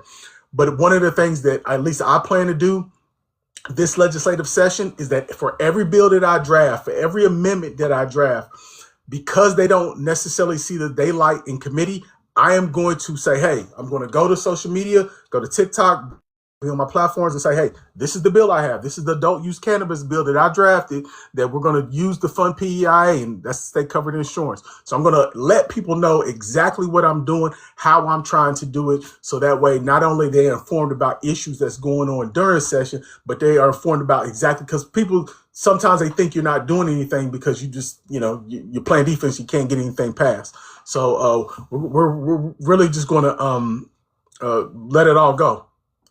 And Maura, what about you? How's your social media campaigning go? I was hoping that didn't go over people's heads what you said, Hollis. Maura, how's it going? It's like this, because I could get like 400,000 views, and then the next only hundreds. So it's a hit or miss as to where your voice is getting out. And the same thing, sometimes I just feel like my content is staying within the bubble, and I want it out of that bubble. I want to make sure it's reaching to everybody. So like what Hollis said, I kind of troll my guy in a professional way, that when he does something, I will then bring it out and then explain how it doesn't help the people of the district. And then I really sit down and I come up with actual legislation then it goes in the book. And so I can tell people, instead of just bashing him, I can actually then turn it around and say, if I was in his position right now, I would have passed this or that. So I'm trying to let people know that this is what, I'm not just saying what I'll do. I'm actually doing it. It's ready to go. So when I hit the floor, I can do it. But my guy has just given me too much great stuff to work with. So, I have to share this really quick. I don't know if you're going to be able to see this, but he just sent out this massive mailer. And so he's trying to tell us what he's done for his whole year. And basically, he's saying, I voted 100% with Trump. Ugh. I backed all his EOs. Ugh. I showed up to vote. And I brought people to the district, which was basically for show and tell. That's what you did for $174,000 for 85 days of solid work. So he gives me a lot of work to, there it is right there. I voted 100% with Donald Trump. And then you can go, well, this is what he voted for. That's right. He voted for rural hospitals to close. He voted for Medicare cuts, Medicaid cuts, SNAP cuts. Thank you. So it's so easy, and that's the word when I take that information, I put it on the social media. So whether I talk about it or whether I do a quick clip, that's what I just trying to keep people focused on. This is what I would do. This is what he's done. So that's what I'm doing. And we got Butter. Hey, Butter. Hey, Melanie. I'm sorry, Melanie. No, this Buttermail. Melanie does OVC. This is Buttermail. Okay. Hey, Butter, you got a question for the candidates? I do. Since we're talking about the influence of social media, I wanted to ask all of these folks, and I'm not sure if Vance has had a town hall yet. I'm not 100% sure. Okay. But I want to ask those who have, what benefit do you think it did or has helped you with your whole campaign, whether it got some new followers, whether it helped you get out your bubble, whether it helped you run through things in your head first? Like, what benefit did you take from doing a town hall with OVC that you could share with everyone else? And I'll start with Hollis. One of the great benefits. Let me actually start because I got to get ready to go because Okay. I'm having an MLK kickoff event that I got to attend this evening, so I got to get ready for that. Okay. No, I will sorry. say, Go ahead. I will say with social media, I wouldn't be where I am if it wasn't for social media. To be honest with you, social media is the only reason I raised almost $50,000 so far for this campaign. It's strictly through people seeing my content on social media. We've been able to build platforms everywhere between 170,000 people here on TikTok, 250,000 people on Instagram, the 10,000 on X, the 10,000 on Blue Sky, the 20,000 on Facebook. So it's literally the only reason I'm doing better than my opponents in the primary, while I'm polling better than them, even though they have both raised significantly more money than I have. Social media has been very much key to this campaign, being in these lives and exposing myself to as many people as possible, because you just never know who's in the audience. It's also been of a great help to my campaign, and with social media combined with the fact that, again, I'm in the community with my career as a firefighter. I'm also in my community as a volunteer through many organizations. So it all helps. It all culminates to where I've been so far from April when I announced to now the beginning of this year, heading into election season. So we're just going to continue to build on it. As Thank you. far as town halls is concerned, like I said, we did town halls all around the state of West Virginia. We have it all corners of the state. I think we're going to do a couple more. I think the main thing that it does is that it exposes you to issues that you may not be familiar with. Our very first town hall, we had a waitress inform us about how tips are deviated. Like, right. So, for example, they still have to tip out their other staff members, whether they make money or not. Like, I wasn't, and if you're not working in the restaurant industry, you're just not aware of that. So because they don't have that paycheck, so you're getting that $2, $3 an hour, whatever that is that if you're working, you may work the whole night, and if you don't get adequate tips, you may be in the negative because you still got to tip out, and you still get, not only have you get tipped out, but you still have to you're still getting taxed. And if you have healthcare and other benefits through your job, you still have to pay for that sort of thing. We talked about transportation issues, particularly in rural areas where you don't have a bus line, you don't have these things. So if you have appointments you have to go to, you can't get there. Being in a rural area, a very, very rural area, you may not have a hospital for an hour or two to where you're at. I know we just, for example, because of the big ugly bill that happened, a maternity ward in a county got closed. So that if you have a baby, you might have to drive an hour. So and those are just examples, but you're going to learn about those issues that may not be prevalent within your district. So that is the benefit of going to town hall meetings. In addition, you're getting out, you're touching the people, and you're being in front of the people. Because again, all these conversations aren't necessarily friendly, because they're going to challenge you on some of the things that you may did. They may be frustrated at some of the things you did, or they just may be voicing their frustration in general. One thing that we had to very quickly learn is that, again, we're state representatives. We handle and we deal with state issues, but a lot of the frustration that people are having are from the federal issues. When you talk about Medicaid, Medicare, and all those different things, SNAP, and all of them, it's very fear-driven from the right that people are dealing with now. So again, we were already prepped, but we had to make sure that we are prepped to the max in order to address those issues. And it also challenged us to think, hey, what could we do on a state level to ensure that maybe we could fill in the gaps for some of these things that are happening nationally? So it challenges you. You're going to learn things about issues, and you're going to get out and be in front of the people, which is always a good thing. I would like to add on, even though I haven't done a town hall with you guys yet, that is coming up. I believe it's January 28th is our town hall here. I'm excited. But I will say things like this, what you guys are doing, what other people are doing, whether it's podcasts, whether it's YouTube, whether it's on here, it is so beneficial. It is so useful. Making that reach in any way possible, every single person has a role to fulfill in this fight to take back our government, to take back our dignity, to take back our humanity from the billionaires and the people who seek power. All of it helps 100%. So don't ever think that it's too small, any amount of help that people offer. All of it matters and will make a difference. So I just wanted to add that in. And I'm excited for the town hall. And I believe Miss Maria had a town hall with us too. How are you doing today? I'm doing pretty good. How y'all doing today? All right. What was your input on that?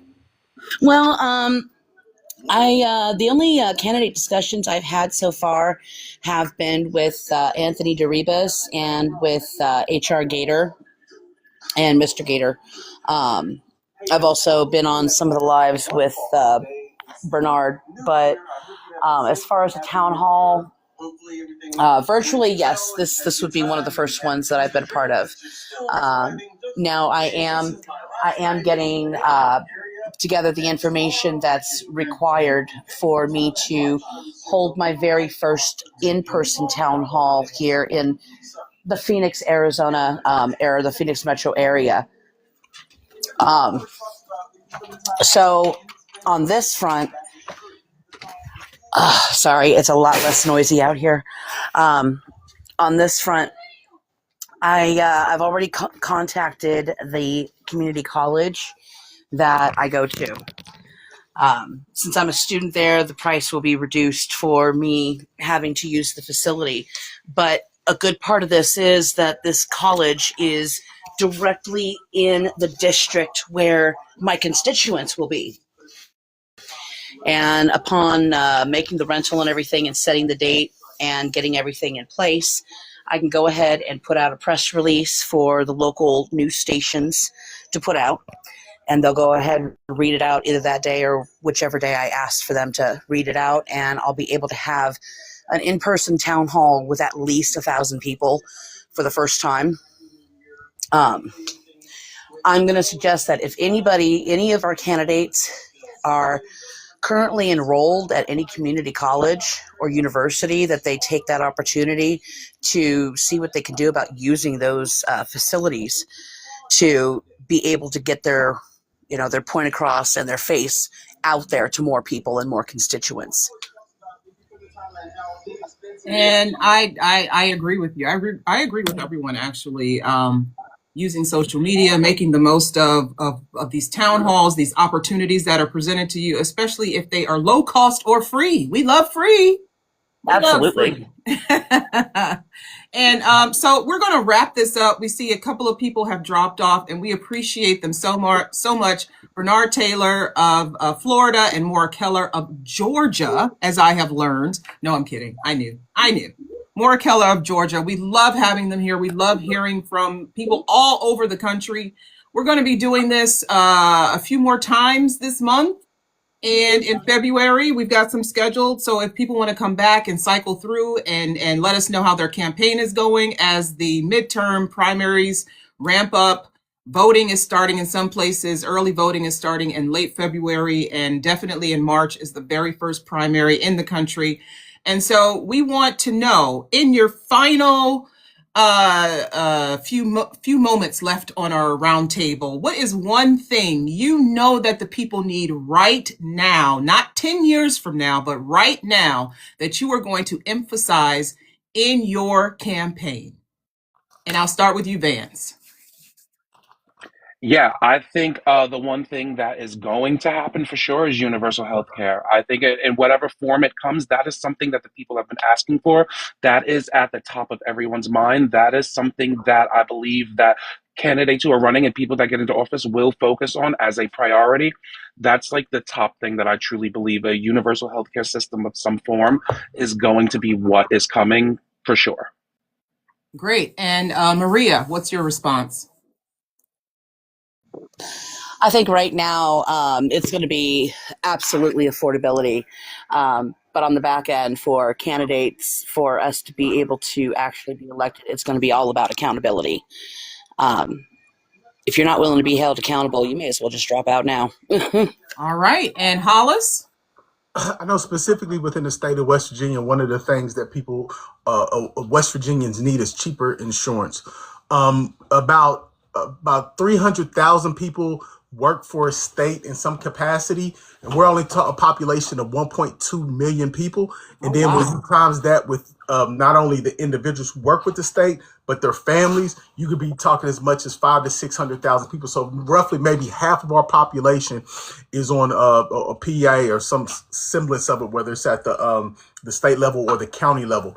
So we need cheaper insurance. Our PI used to be one of the luxuries of working for the state, but it's risen, I think, in the last 5 years up to like 20% and we're due for another. It raised about.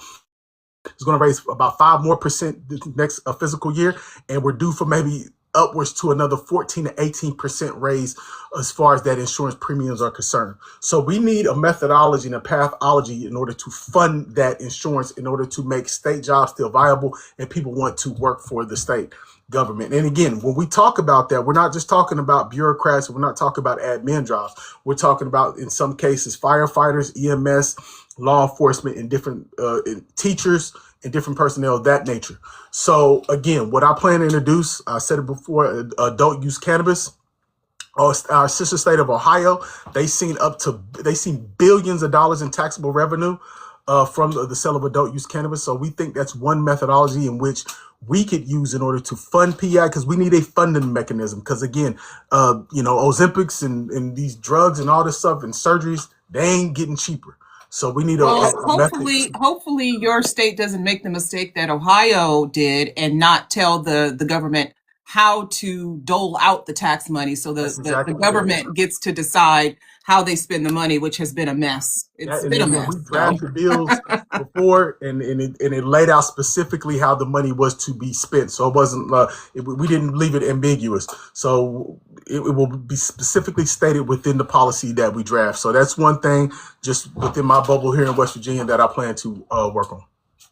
All right. Can I tell what I'm planning on working on? Yes, Buttermilk, go ahead. I plan on continuing to work with OVC and platforming candidates of integrity like these people here, because we is going to make this blue tsunami happen. Let's go. Let's go. Let's go. Make sure you register to vote, people. Thank you. Buttermilk, I love you. I really do. And yes, like she said, make sure you register to vote. Now is the time. Don't wait until, it's a week before election time and you're checking your registration, because it might be too late by then, depending on the rules of your state. So check your registration and join us back here again on Tuesday, January 6th for our very next candidate town hall, which will be at 7. It's a doubleheader. Why did we do this to ourselves? A doubleheader, Tuesday, January 6th at 7 p.m. with Jonathan Kuiper. Is it Kuiper or Kipper? I don't know. But he's running for governor of New Hampshire. Governor, a big deal. At 7 o'clock p.m. Eastern Standard Time with Jonathan Kuiper. And then at 9 o'clock, following Jonathan, will be Joy Hoover, who is running for the U.S. House of Representatives out of Nevada's District 1. So again, 7 p.m. Eastern, then 9 o'clock p.m. Eastern, we are featuring two candidates, one who's running for the governorship of New Hampshire, the other who's running for the U.S. House of Representatives out of Nevada. Please join us on Tuesday, January 6th everyone can join us, everyone in the audience, the candidates, if you want to come by and hear some more platform ideas for people who are running for office. And also, if you want to come back for another candidates roundtable, you are welcome to. We love having all of you here. We appreciate everyone in the audience. The questions, the participation today, it was hot. It was hot. Y'all brought the heat today, especially Mr. Hollis. Mr. Hollis, you know, he's a seasoned candidate, so he knew what he was talking about. He was like, yes, money. Yes, you need money. What you think you're going to do without money? Yeah. Hey, can I say this really quick? As far as definitely we want to register, find out I know on my page, if you look at my page, I have all the deadlines as far as register and vote. But what I want to say, in a lot of states, and check your state's rules, that if you're 17 now and you're turning 18 before or maybe within the year, you can still register and vote. If you are a felon, if you had a felony, again, this is West Virginia, check your individual state laws. If you're a felon, you did your incarceration, you got off paper, you've been off parole for a prescribed period of time, you can regain your right to vote in a lot of states. So definitely check that. And again, in addition to voting, please get involved with your local campaigns. Yes, thank you for that reminder, Hollis. We really appreciate it. Again, check your rights. Don't let these people take away your rights. They're changing the maps and they're changing the rules because they think people don't vote and don't care, that they're disengaged. And to a large extent, during the primaries, people are, and during midterms, people can be. And we don't like that. We want to prove them wrong, but we also want to prove to ourselves that we can change politics in the United States from being a circle to a straight line. Progress, people, progress. Once again, we are Our Vote Counts, a nonpartisan movement uniting Americans from all walks of life, as you saw today, to empower voters, support candidates of integrity like you saw on our panel, and ensure every voice is heard through education, outreach, accountability, and action. We are building a stronger democracy, one informed vote at a time. Thank you for joining us. Remember, your vote is your power. And everyone, wherever you are, have a good afternoon, a good evening. We love you. Mwah. Thank you. Take care.